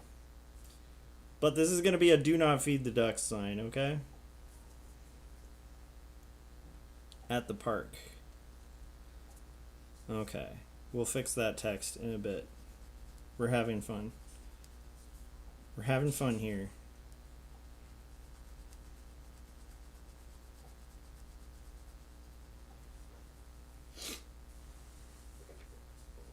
But yeah, it should be pretty fun. I think we're going to do like a couple things. I can actually just block out the ducks part. We can kind of write that in. I just have to remember to start the T under the O for it to work.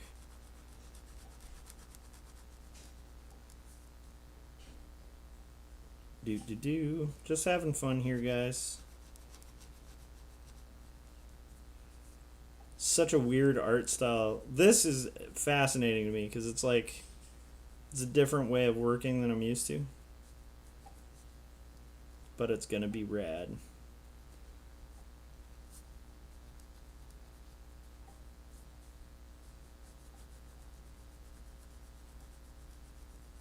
And I'm just trying to stick to one Sharpie just to keep it real simple.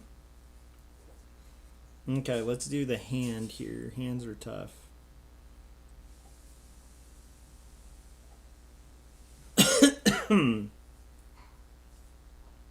Tiny bit there. But I picked a medium that's not super friendly intentionally. That's kind of why it's been real fun to do. Because it'll bleed and make mistakes, and it's definitely different than the way that I've been kind of working otherwise. And again, I'm doing a lot of the drawing just with the pen. Inspired by Hartman. Probably not going to do it as well as Hartman would. Dylan said, I'm eating cold ground chicken as an almost midnight snack. I'm a little hungry. Hey, cold ground chicken sounds delicious.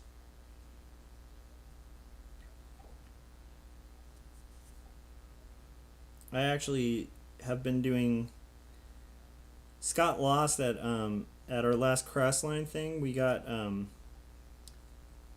like those little rotisserie chickens, and then he talked about doing food prep with it, and I was like, that's brilliant. So we've been doing that a lot, where we'll get like a rotisserie chicken and then like make a bunch of meals from like just a single rotisserie chicken. It's super affordable.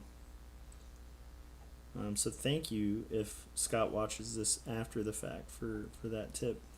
She's gonna have rolled up sleeves here.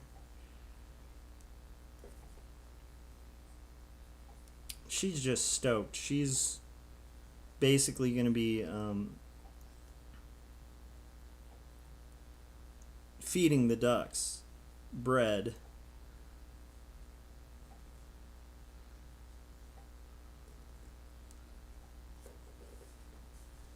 And then, let's see here. Let me get this back a little bit just so you guys can kind of see where we're going here. So she's going to be feeding the ducks with bread. We're going to have her saying, like... Let's have her saying... Who...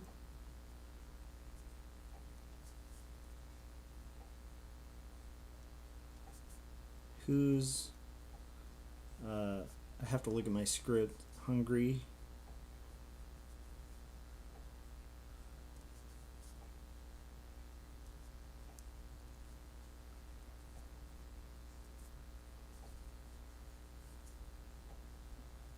little fella.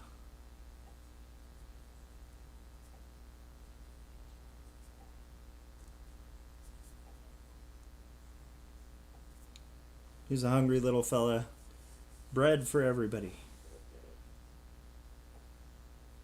Bread needs to be like real focused here.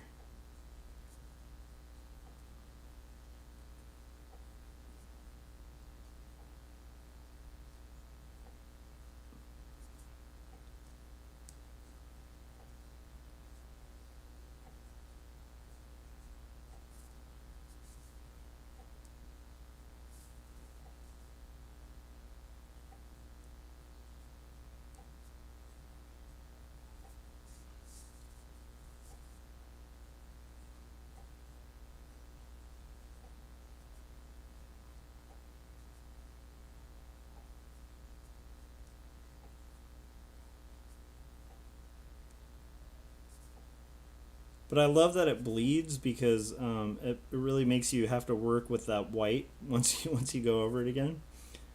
Okay, and then we're gonna do our panel border here.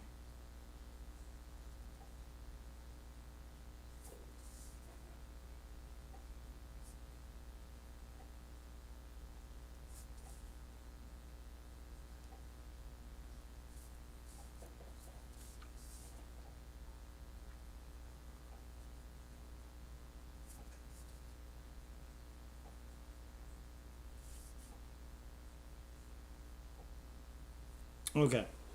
Whole point of this is it's a little imperfect. Okay. So, let's give this character a little more meat on their bones. Okay, so they're going to be holding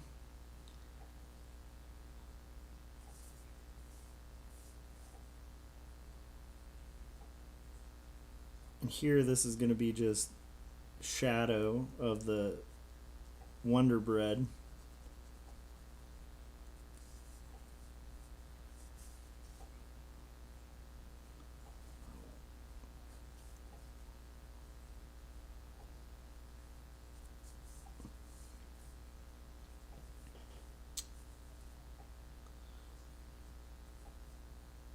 Some kind of things.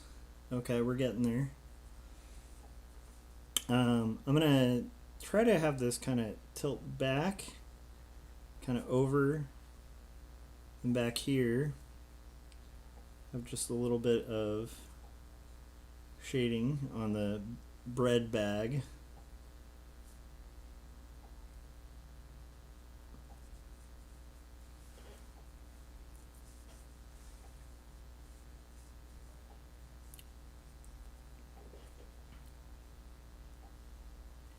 Here it's going to say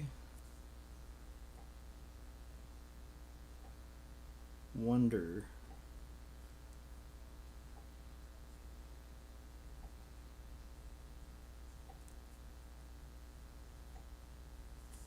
Loaf.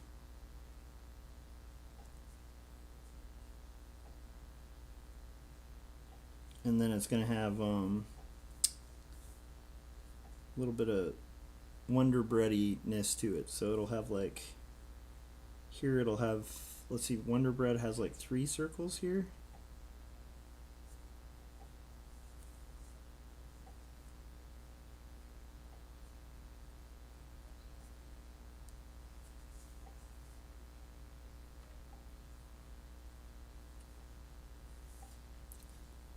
And then I think I'm going to have this be a she, not a he. So we're going to have a little bit of a ponytail here.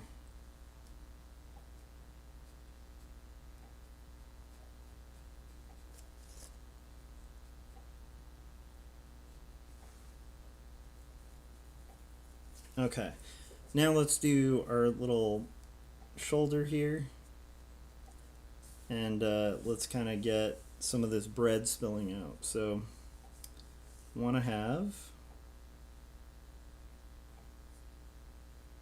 bread kind of coming out of here, like spilling out.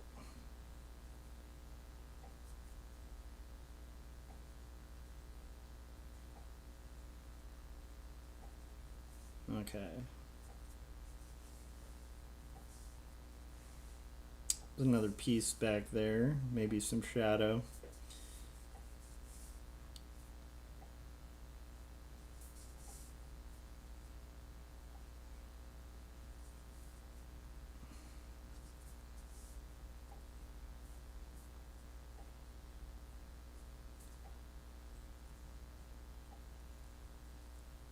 And again, I love that it like bleeds. It just forces you to not draw well. I don't know if that makes sense. But I kind of love it. So we're going to have our little Wonder Loaf thing. We're at 1020. The latest I can go is to 11.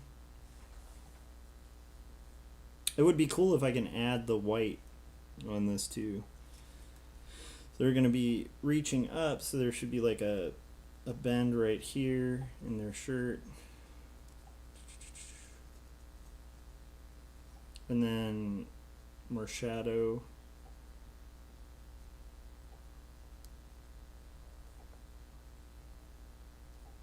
Gonna have this go back.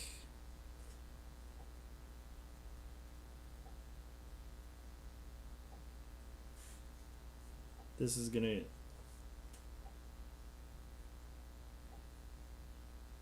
go like this. I'm gonna have bread just spilling out of there.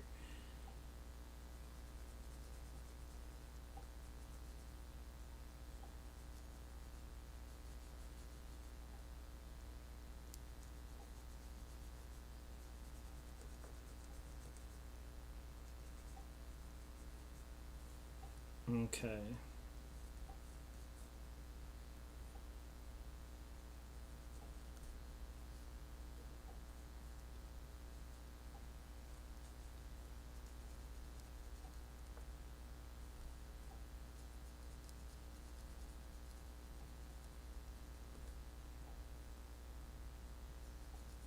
Okay.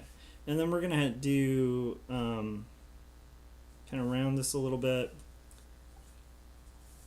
Okay.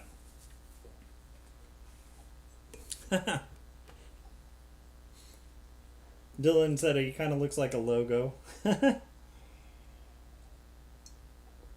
All right. So we're going to do this sign needs to be kind of more clearly defined here.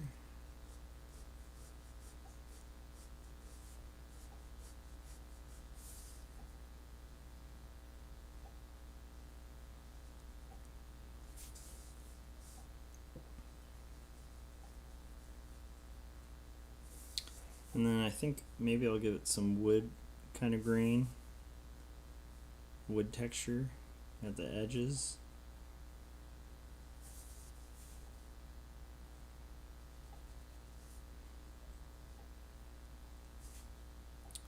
And then we'll probably have it going back, kind of a vanishing point, like right about here.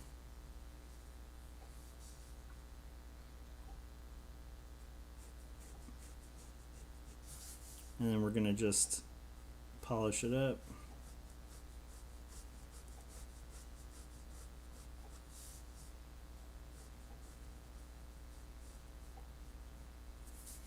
Okay. Now I want to have like some kind of posts for the sign. I think that's what I meant with those lines. And then post for a sign here.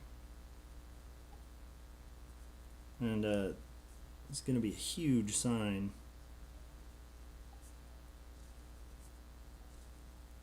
So we'll have it like have some shadow here. Shadow, yeah. Shadow here. Okay. And then maybe there's a bench. Like, this is gonna be a giant sign. I'll have like a park bench back here. It's barely noticeable.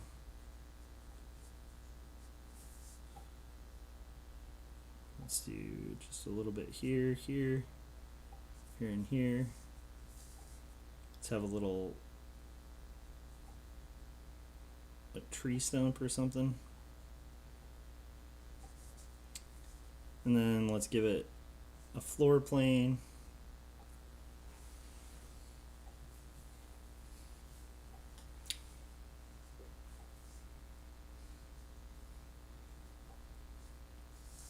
Okay, we're getting closer.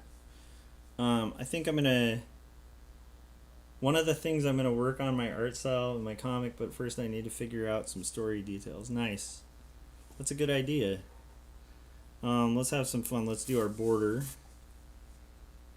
I'm gonna freehand all the borders on this too.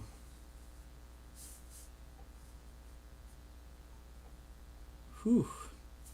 It's a little nerve-wracking working this way because I'm such a nerd for like being real specific and methodical, and this requires, like, the way I've kind of designed this is like to make it kind of a fun, like, I might screw up kind of thing, and that's a fun place to be, I think. So we're gonna have it now. It's gonna basically, let's see, about there. I'm gonna have it kind of go across.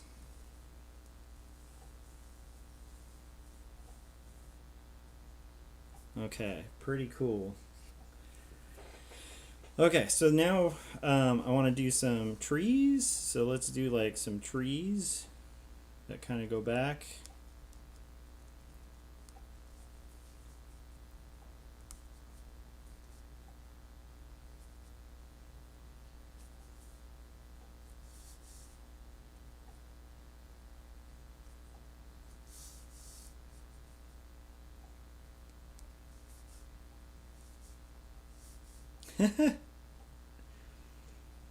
And part of why I love the chipboard is it's not coated, so it just goes like, maybe we'll make this have a little bit of branches, some of these trees,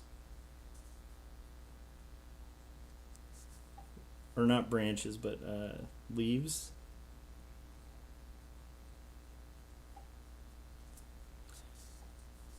And we're just going to kind of add a little bit of leaves here.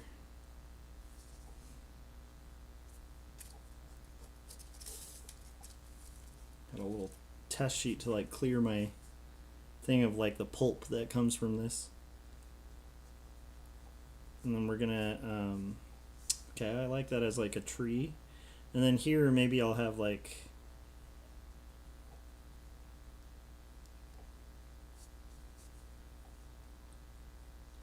some shadow for where it's down. Like, the fun part about working in this kind of style is like you can hide so much in shadow. Okay, so we got like a tree kind of working out. Dylan said, I've been getting help from Jeremy through his free public part on his Discord. He's been very helpful. Dude, Jeremy is a freaking amazing dude. And he really has a passion for like helping people improve their work and stuff like that. So we're just gonna have bread spilling out here. Bread spilling everywhere. The bread's gonna have little dots.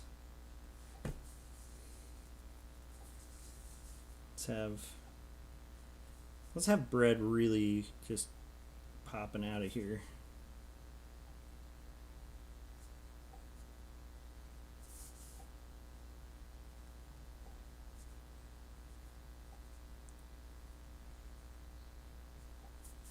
And then maybe there's some strong shadow on this side of the bread. And then, so we got our bread.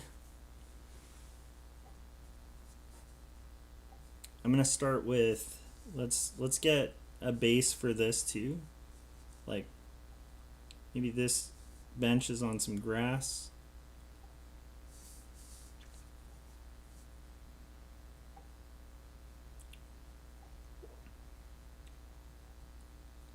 Jan said he's awesome. Yeah, I've met him in person too. He's just a really good guy. Like he's true blue too.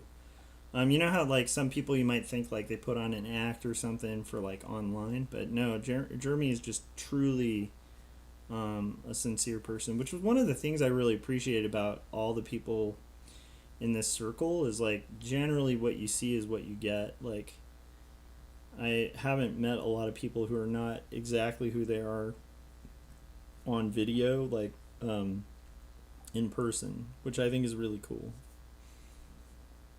Because you do sometimes like worry you'll meet people and they'll be different or strange or like I don't know, but yeah, Jeremy's true blue, man. He's a good dude, and he knows his business, man. He works as a toy designer and has done that for years. He's got strong chops drawing.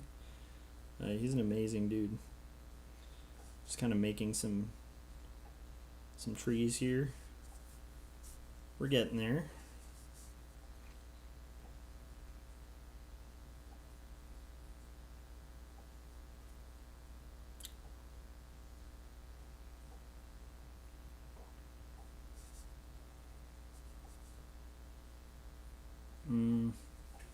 Trying to think.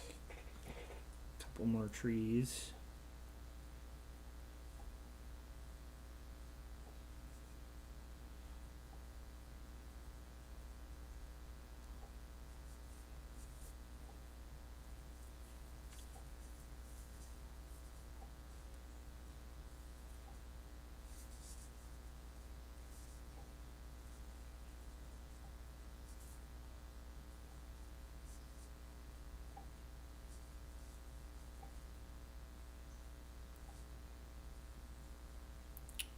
Giving it a path here.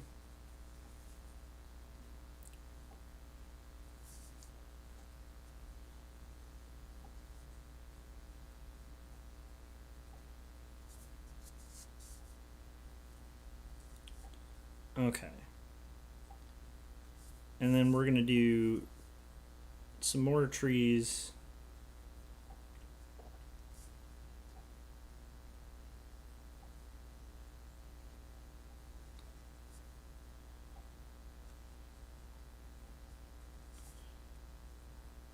And again, I'm having fun here. I'm not like worried about being perfect. Just trying to kind of create like an environment here.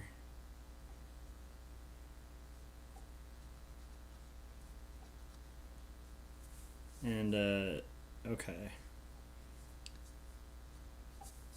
Have to clean this up probably. Her hat. Why did I put her hat there? Okay. Maybe we'll leave that a little wonky just for fun. Okay, and then I'm going to have some trees here. They're kind of coming out bigger. So there's some trees kind of behind.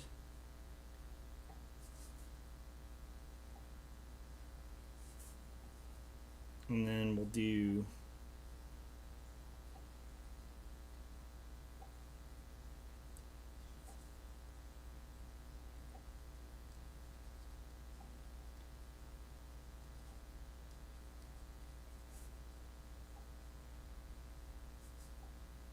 a little bit more here. I want to have a pond down here, so I'm trying to kind of make a setup here for like a pond. Okay, so now we need some grass.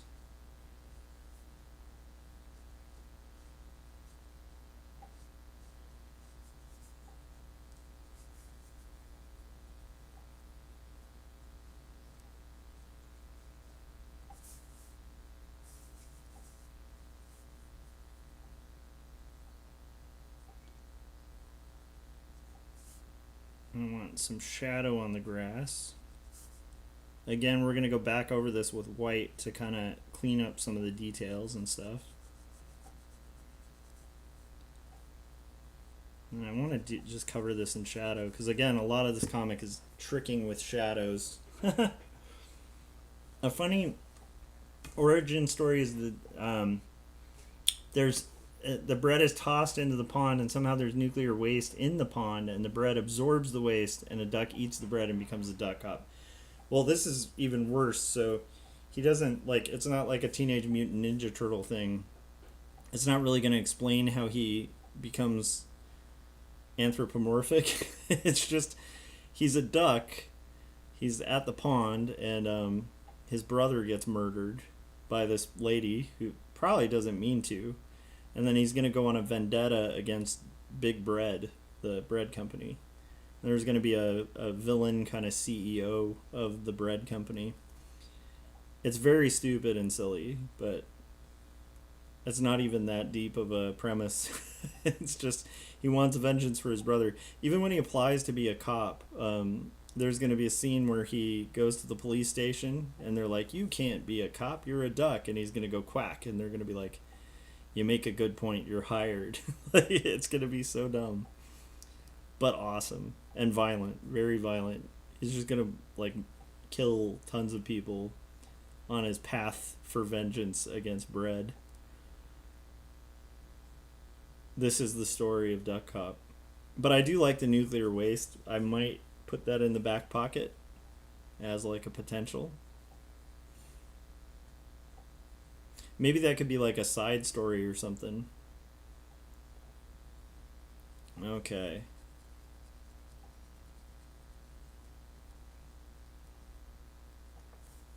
And then here, I really want this to just be all black. Yeah. I'm being so, like, I'm trying to be very childlike with this, the way I'm approaching this, with, like, tough materials, limiting myself to, like, 2 pens. Just kind of keeping it real simple. Trying to find something that's very opposite from, like, Two Stories or any book I've done so far. And I think I've found it. We'll see. I'm kind of working out the style still. So I want Duck Cop to be here.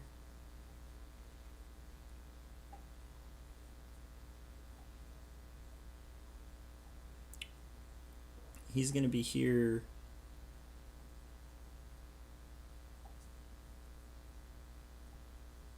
Yeah, we'll see if we can kind of work this out. An ad pops up the second you're into explaining the origin. Luckily, I can rewind. Oh no, I'm sorry. Stupid ads. Stinking ads, man. This is going to be like one of those kid caps, like the shorter baseball caps.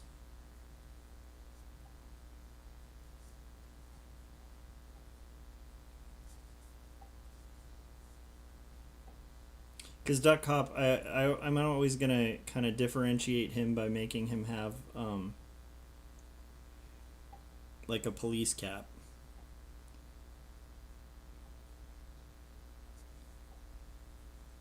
Well, not a police cap, but like a hat.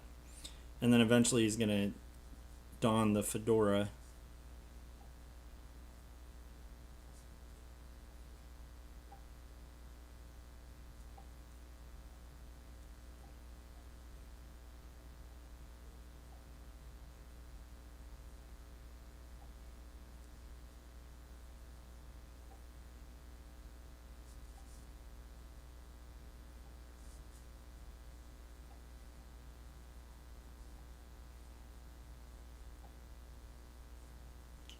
And a lot of this is just blocking in the blacks, and then we're going to basically clean them up with the white. Getting into like little details, fixing some of the little blips that come along the road.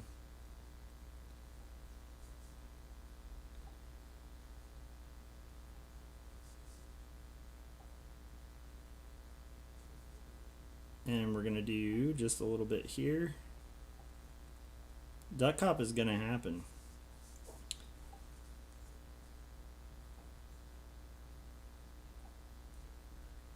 This should be back a little bit. Okay. And then we're going to kind of do some blurry stuff here.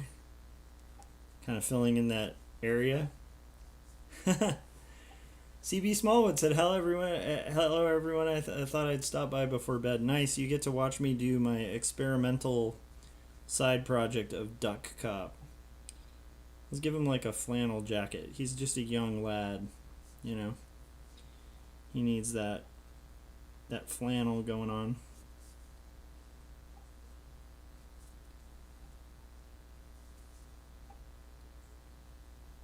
I'm really gonna, I was trying to get like fine details with the eyes, but I'm gonna have to go in there with the white and kind of get that in there.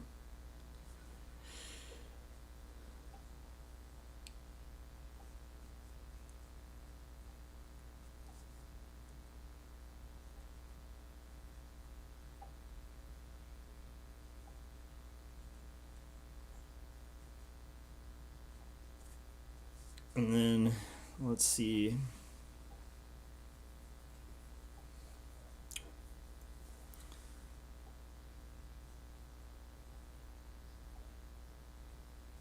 Let's get his brother in here.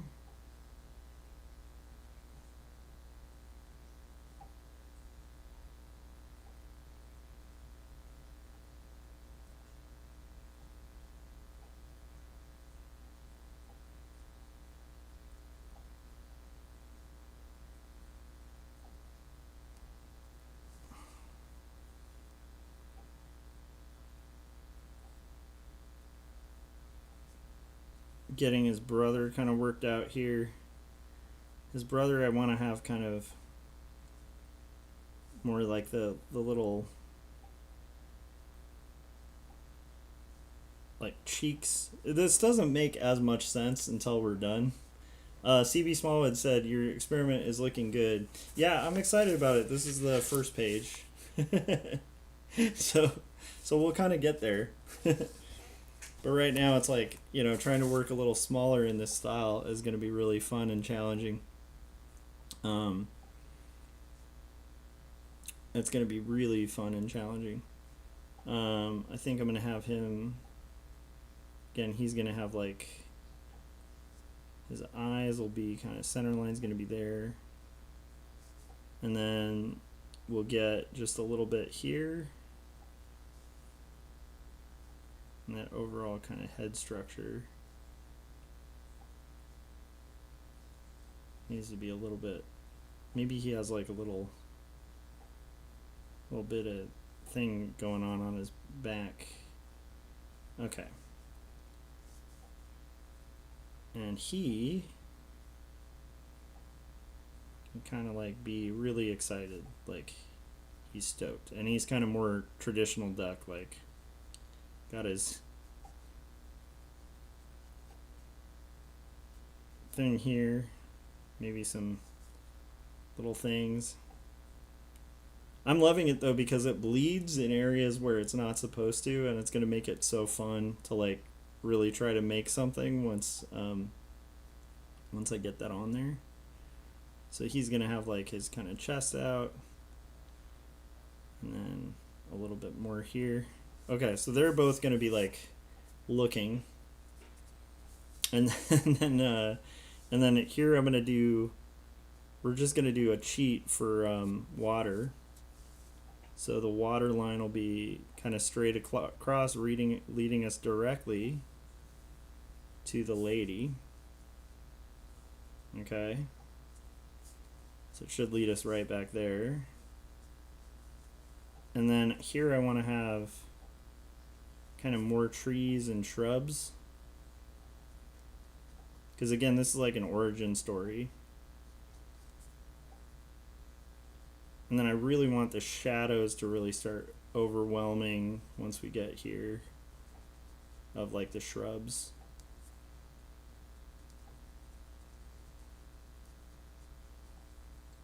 A lot of this isn't even going to make sense till I kind of clean it up. But I kind of love that about it. All right, we're going to have here just some more shadow of like tree-ish stuff.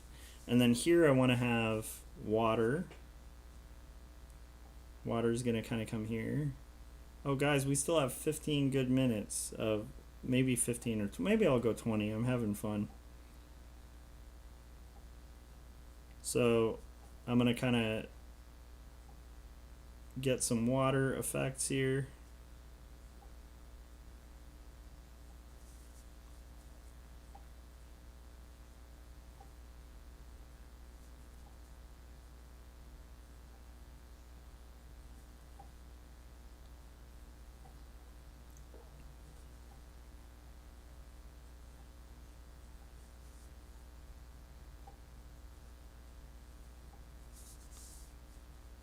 Let's get just a couple here.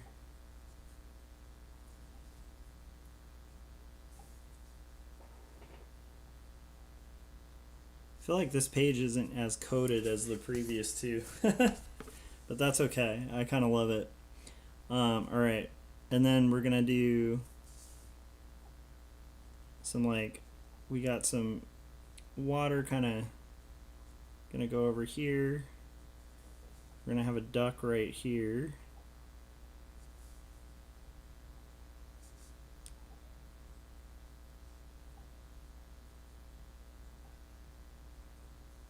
This is a standard duck, right? It's in the background.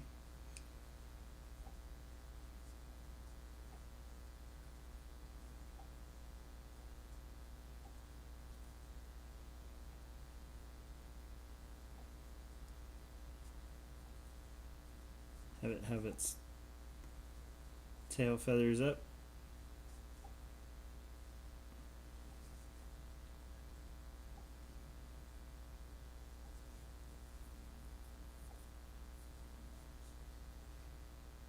And then a little bit of shadow here. And then we're going to have some stuff. Some shadow. A lot of shadow in this comic just to hide how quickly and sloppily I'm doing it. We're definitely going to want some shadow of that sign, right? It's just kind of reflecting. So it's reflecting on the water.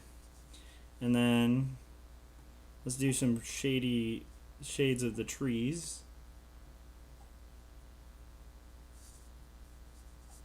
Shadows of the trees. Do a little bit more shadowing here too, just to kind of make it more. Okay. Gotta head out of the stream. Nice stream. Nice. Thank you. Thanks for hanging out, Jan. It's been nice. It's been a long time since I've seen you, dude.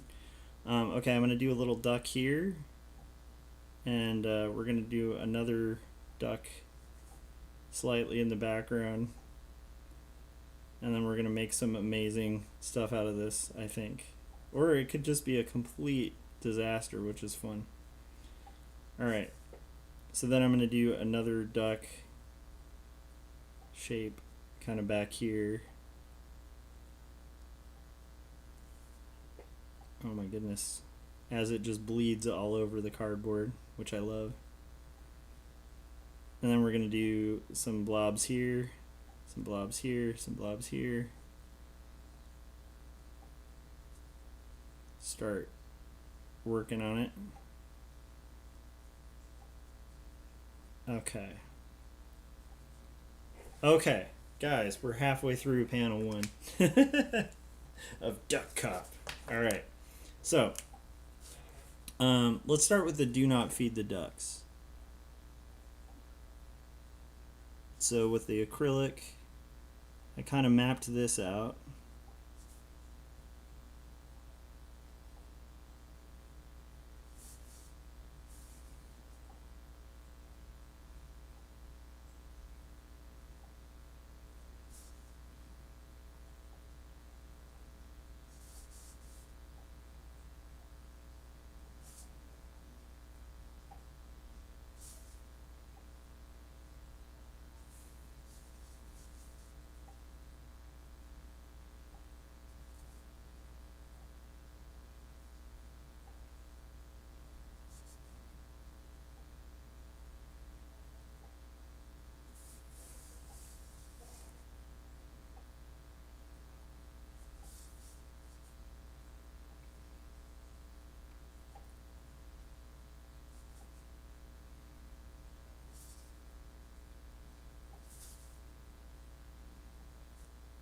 And just fix that up.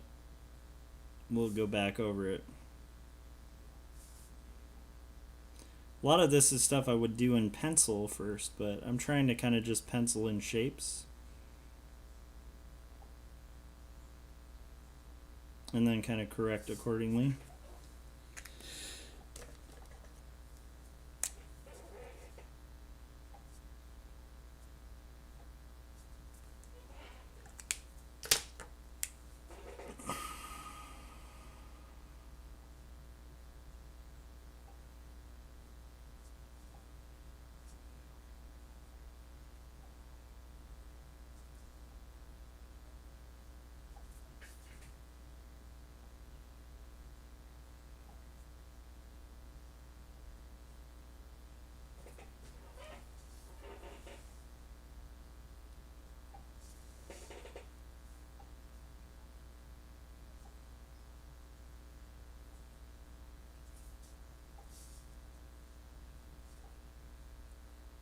Tankersley said, bleeds, yes. We're having fun. If you want to see my more precise work, you can kind of back up and check out the Two Stories panel.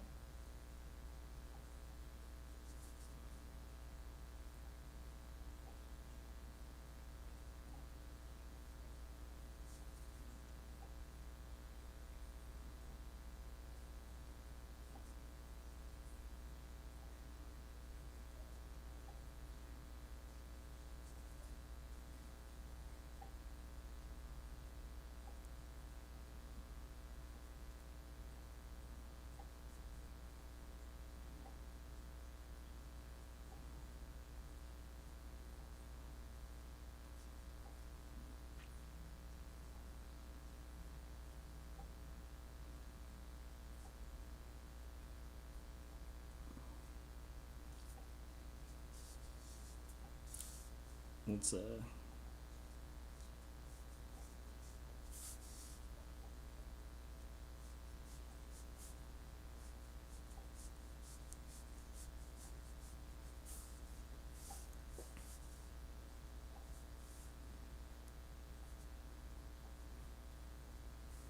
get some of that wood lighting.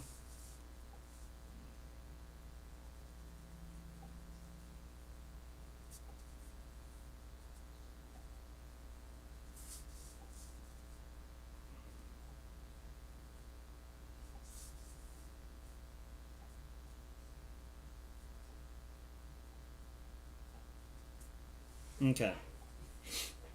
Let's get some stuff.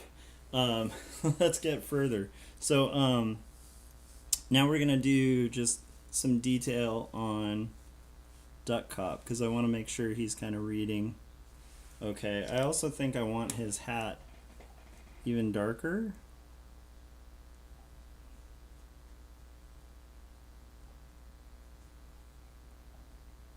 Kind of to go here, wrap around a little bit.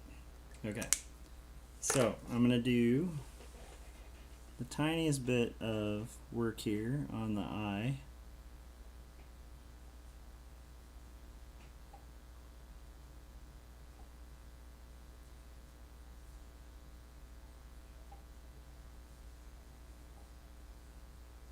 Tiniest bit of light on his little forehead. Tiniest bit of work on his other eye. Let's see. Dot. And let's see here. And then we're going to do just a little bit of cleanup on that beak. That should be kind of coming up here.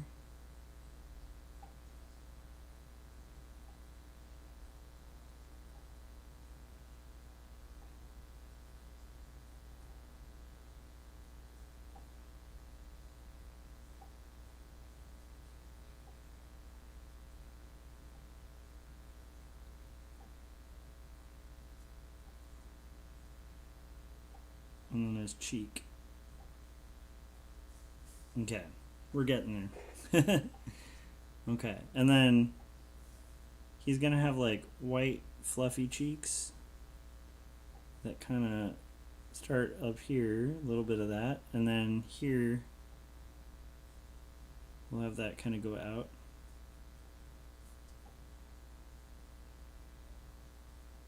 Down. Cheek should kind of come to here.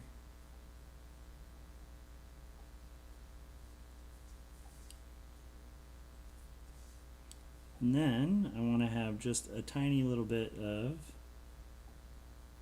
his mouth.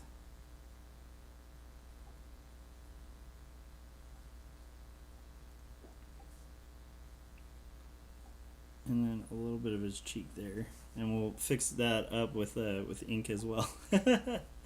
We're making it into something. Okay, and then here's his chest. It's going to be kind of white. And then, let's see, a little bit of reflections on the water.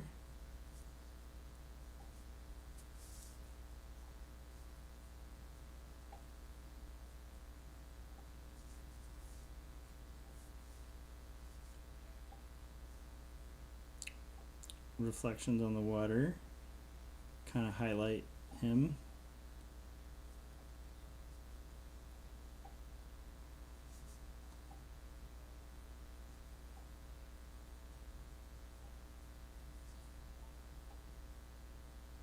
And then we're going to kind of go in here, clean up his shape a little bit.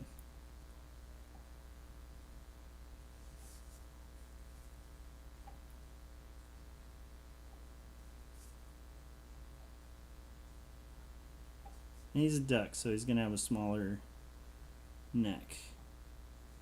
Okay.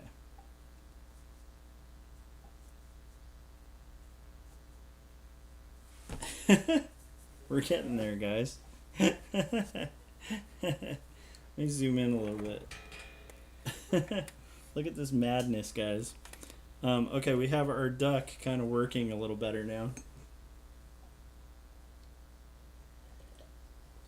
Let's add a little bit of clouds in the sky, maybe. So like a little bit of light on the trees too. Not gonna be much though.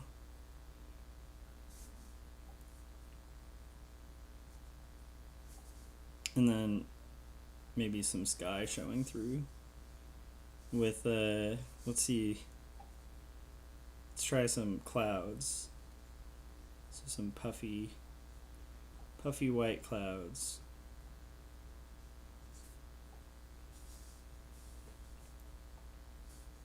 Some light showing through here too.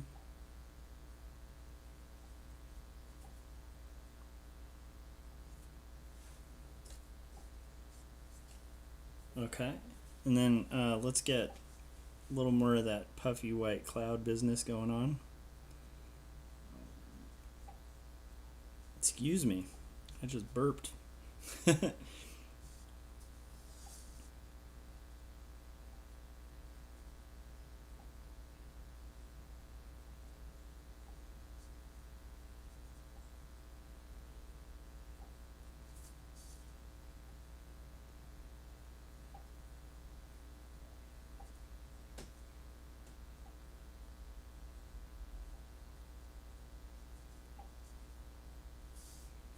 And then let's clean up our trees a little bit. So like have a little white here. Maybe the sky cuts into the trees just a tiny bit. Maybe the sky is gonna cut through. We'll see some sky through, like suggesting a forest kind of going through there. Maybe a little bit of white here.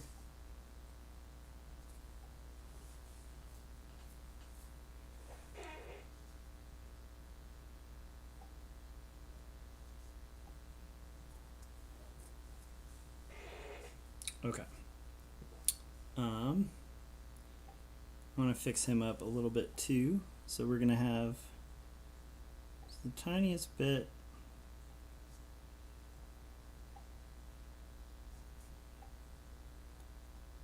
of the brother.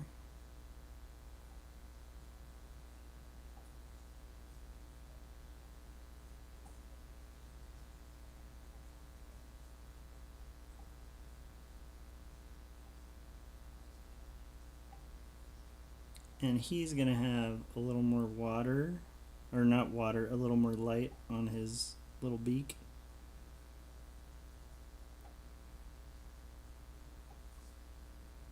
And maybe a little underbite. And then he's gonna have light going here.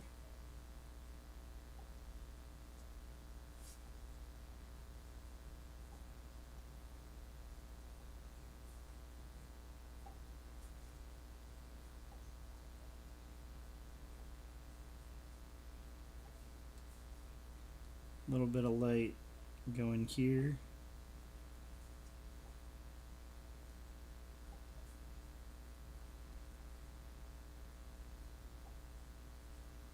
And we'll clean up a little bit with ink as well after.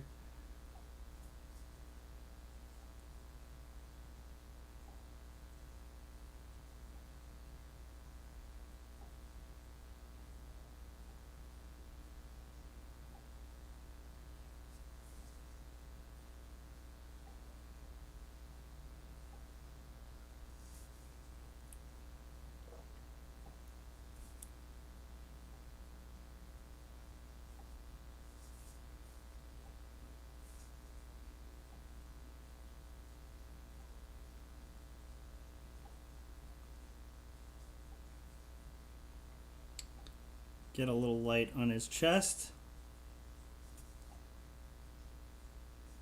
Such a weird way to work, but I love it. And then this whole arm is going to be like kind of white. Okay. It's getting there. Okay, I want a lot of white here, like the sun is shining through. I do want to kind of get his... Okay. Trying to avoid hitting it with ink again because I want to kind of make it work the way it is. There's like going to be a pasture here.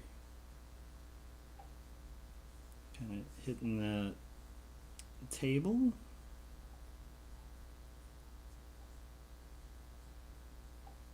Or the, not table, the park bench.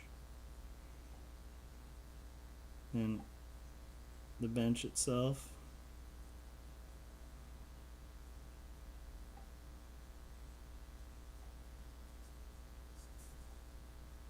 Okay, and then a little bit under the bench to kind of clean up those legs.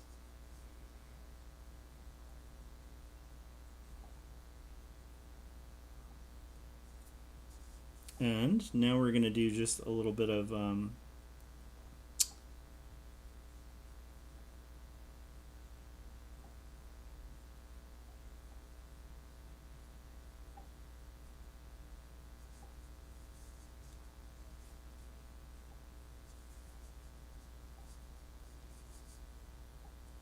cleaning. Get that sky going through here.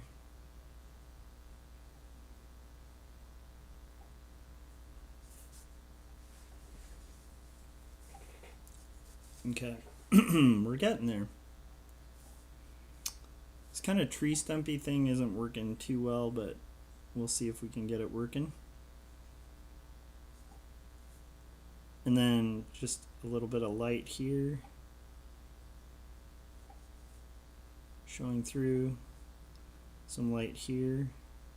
Kind of suggesting like a hill maybe. Okay.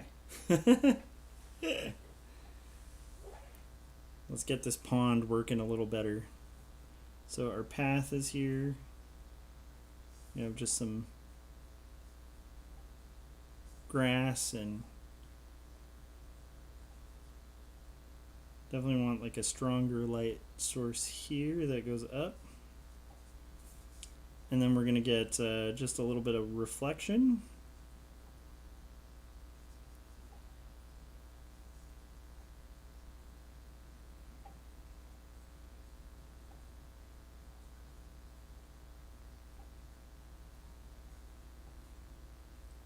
Drawing is so fun, you guys. Like it's fun to make a mess and then try to make something out of it. I think that's half the fun of art, and that's why I like wanted to do this as a side project, because I'm like, it's a blast, you know. So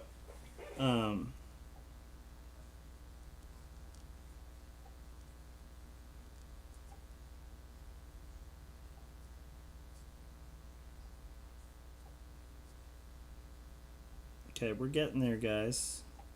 It's starting to take shape. Let's see if anyone's watching at this point, honestly. Hopefully you guys are still there. Oh my gosh, there's 5 people. That's cool. You guys are my heroes. Those of you who are like sticking in here. Okay. So I want to get a little bit more of that cloud coverage here.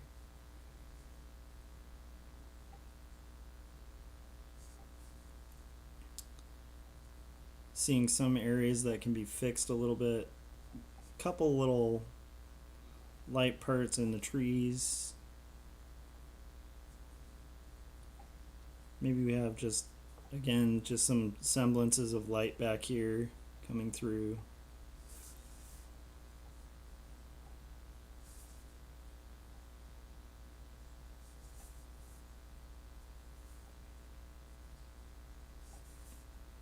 And then finally we'll get a little bit of light back here. A little bit of light back here. Let's do some more cloud coverage. Maybe the clouds kind of go up again.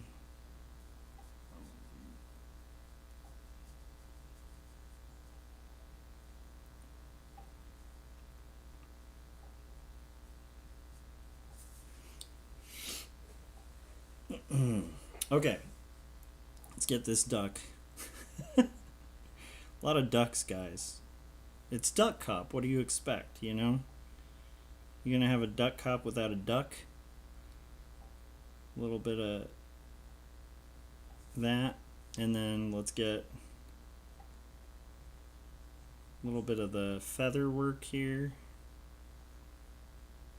Let's see.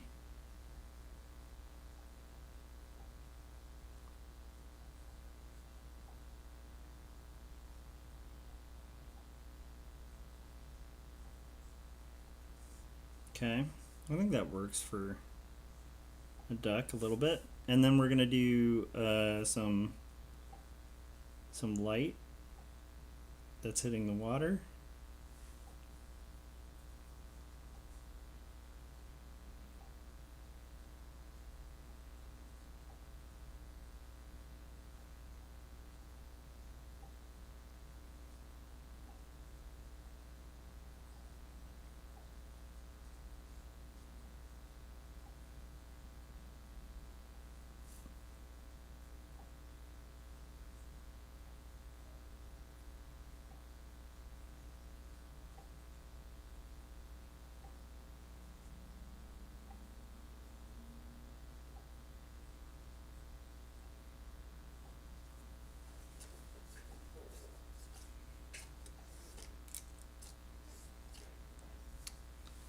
Okay.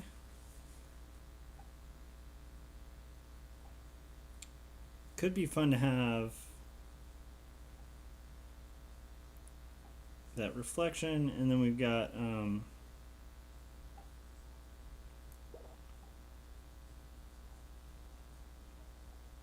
just some more water reflections.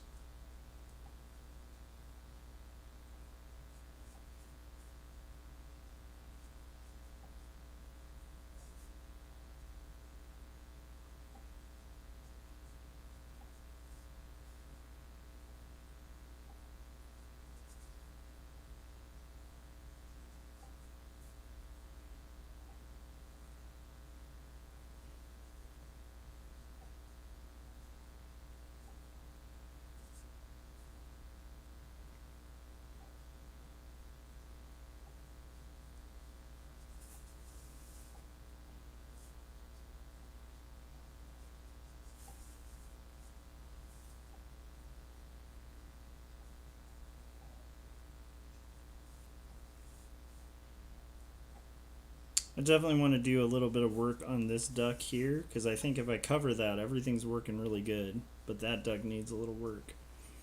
But we're going to kind of work our way through with the whites, and then we'll go through one last time with the black.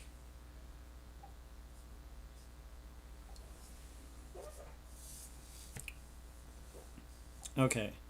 I'm going to actually try to just cover this and then re-letter it, because I wasn't happy with some of how this came out. Like, I don't like that it went that far.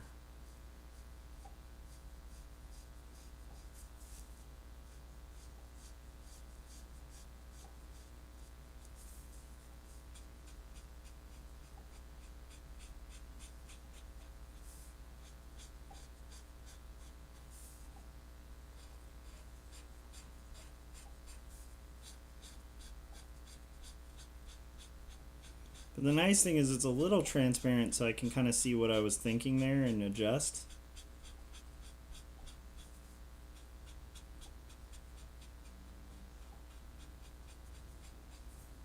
Okay.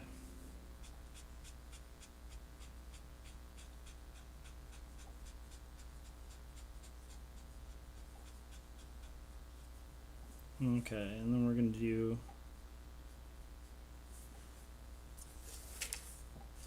a little bit here.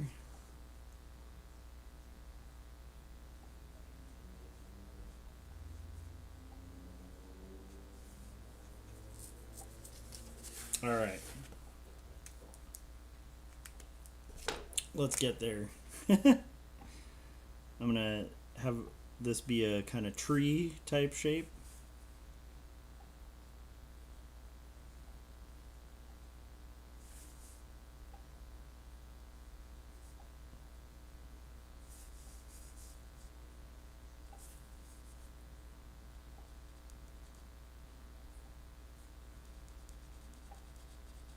And no one will be the wiser.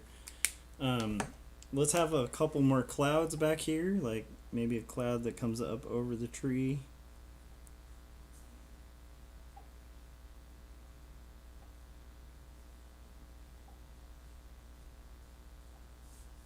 And then maybe here the tree's got a little more.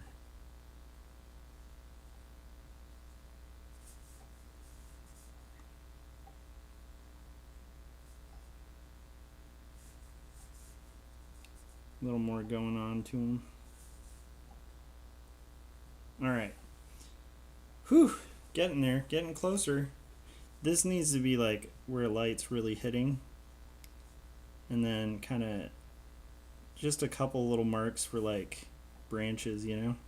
Or like, you know, foliage or something. Alright. We're getting closer.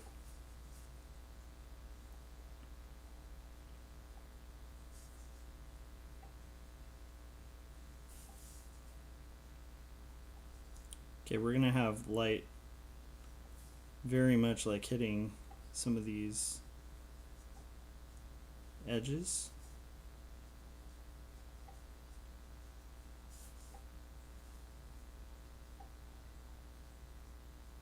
Of the pond.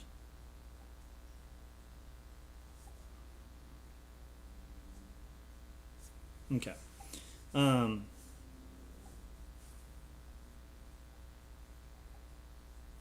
Now let's give her a little bit of light source coming from this bright sky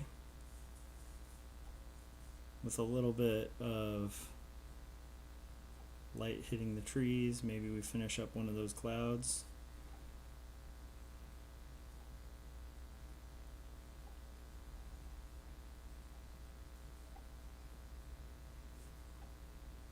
Okay. Her hat should have kind of a thing here that goes over, kind of wraps around just the tiniest bit, then kind of goes over here,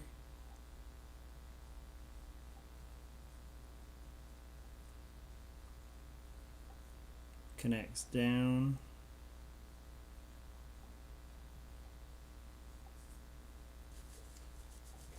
and then we're going to have just the tiniest bit here. I'll fix that up a little bit too. Okay, let's give her some light on her nose.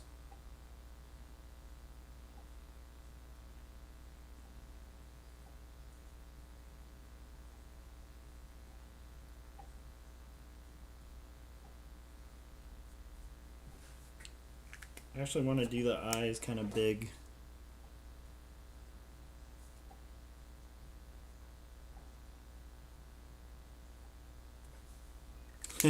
Okay, don't worry. Okay, let's see here. Let's get the mouth kind of working a little better.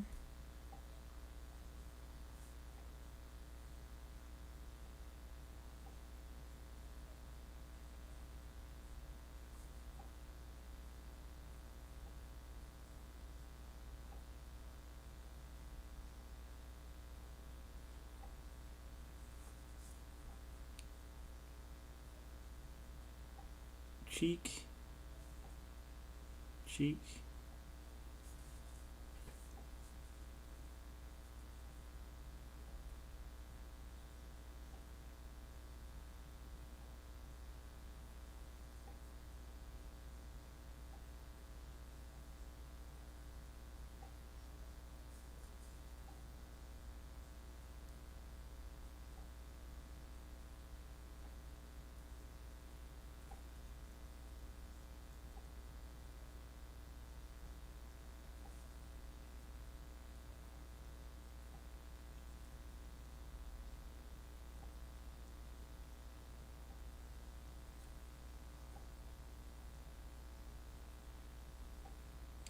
lip.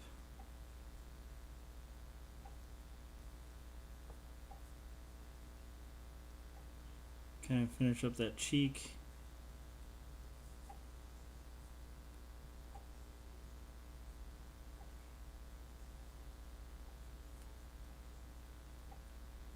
Make that a whole shape. We'll do just the tiniest bit here. How are you guys doing? How you doing, CB? Are you still in there? Hopefully you are. Okay, and then this is gonna be, she's stoked, you know, to feed these ducks with, you know, bread that she's not supposed to feed them. Little does she know.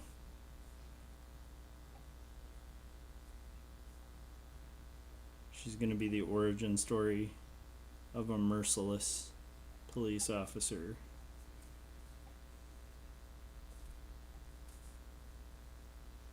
So we're gonna get this here, get the chin kind of worked out.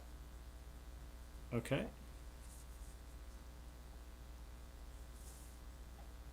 I want to have just a little bit here too of light. Tiniest bit there. And then we're gonna have light here. Fix up that neck a little bit. Tiniest little dot here. Trying to kind of do like a little bit of noir lighting too, where it's a little bit of white to kind of fix it up, you know. And get a few little details in there of the ear. Excuse me.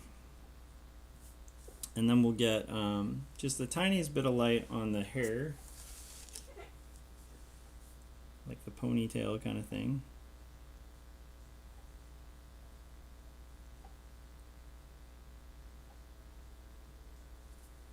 There we go. And then let's do the hand. This is going to be fun. So light would hit here, here, here, here,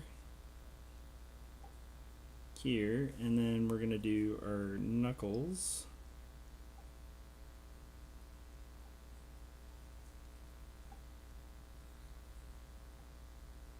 And then this will be kind of a flat shape here. Tiniest little bit here, just where the finger is going to be. Maybe a little bit here. A little bit of reflected light back there. Okay, we're getting closer, guys. I'm going to have just some light pour over here.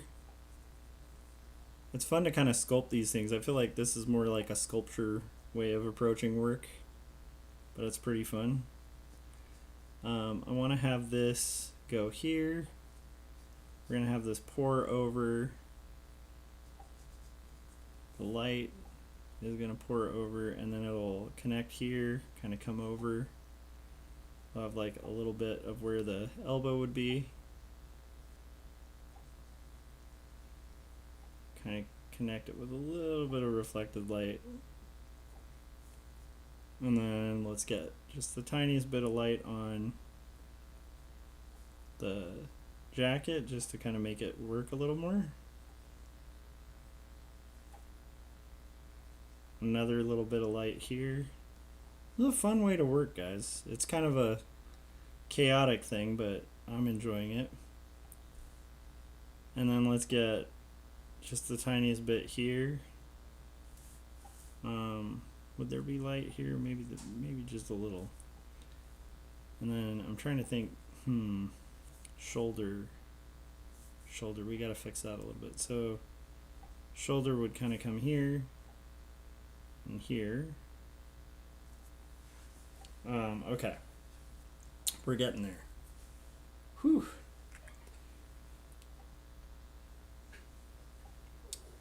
Let's get our little ducks. Little ducks.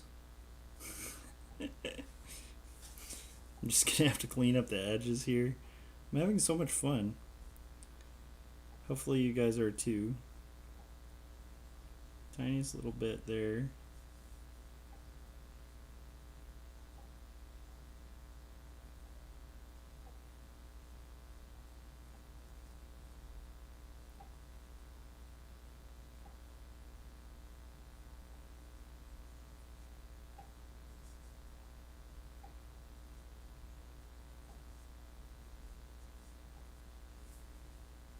I want this to be a little tiny duck too.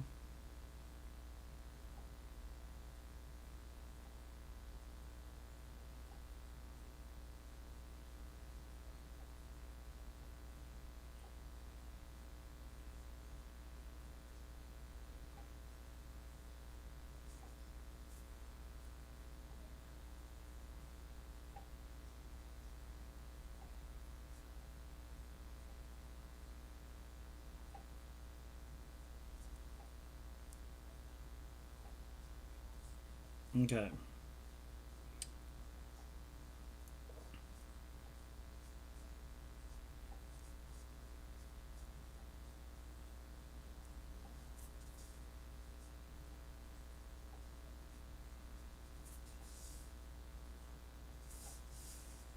All right. Kind of have ducks going. We'll have to do a little bit of give and take with the ink to kind of make that work. Okay, now. Okay, this is going to get light here, so there's kind of more of a juxtaposition of what's going on with the bread. Okay, and then finally let's do just some highlights. Pull up my Wonder Bread example. Okay. Let's get just some like light highlights.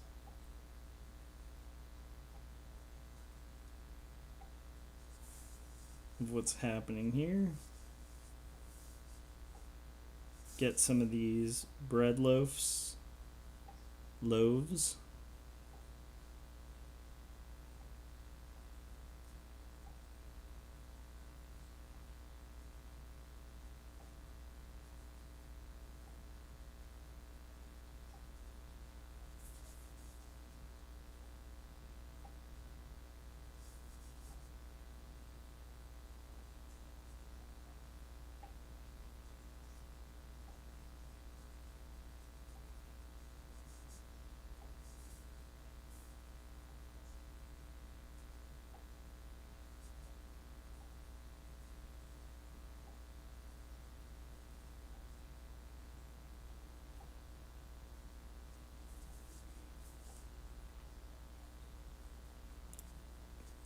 I want to have just like a loaf sitting here too that's like falling out.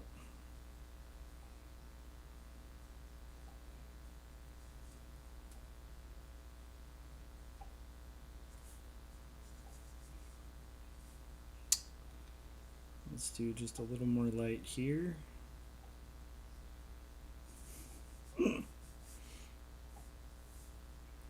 Tiny bit of light here.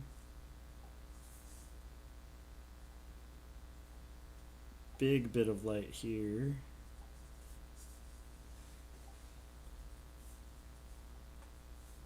What is this gonna be here? It'll be like more kind of light. And then here I'm gonna do a Wonder Bread logo. So we'll do like light at the top here.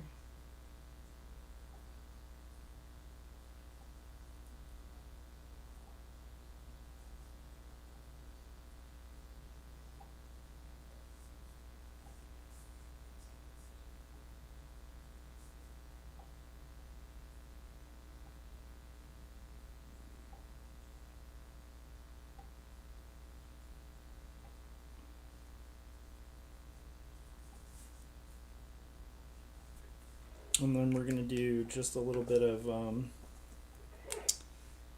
oh, I should do the tiny bits here just to kind of make it work. So there will be a little bit back here solidify that shape a little more. And that should kind of come down to like here. And finally, maybe we'll do just the tiniest bit here. Okay. And just a little bit of light there. There we go. Okay.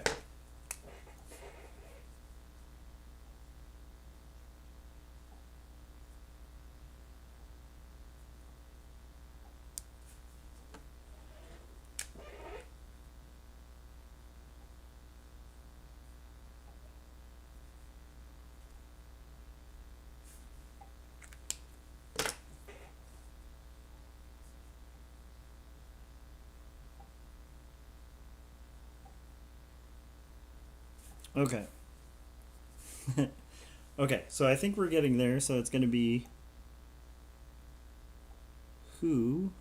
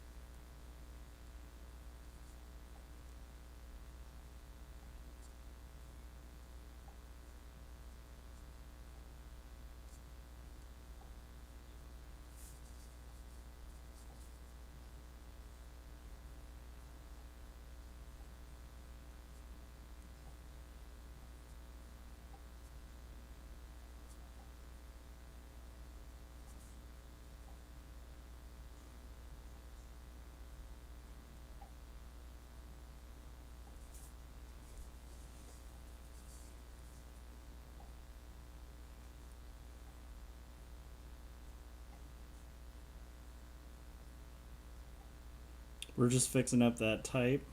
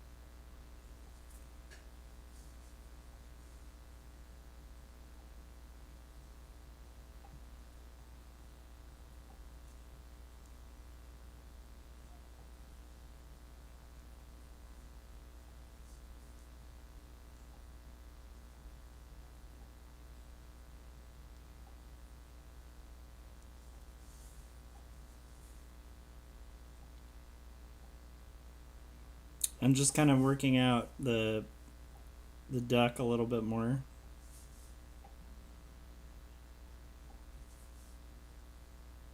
I want him a little chubby.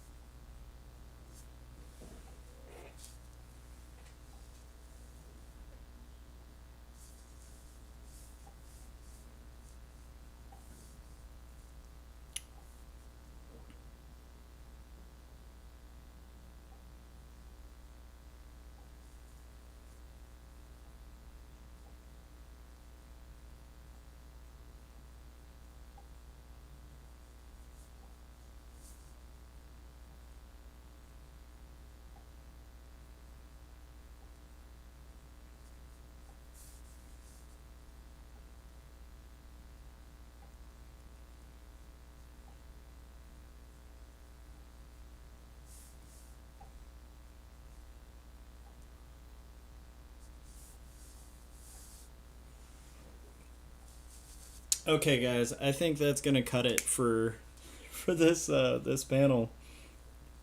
I might clean up. Let me clean up just these, but I think that's good enough for the first panel of Duck Cop. So, let's look at how the spread kind of looks right now.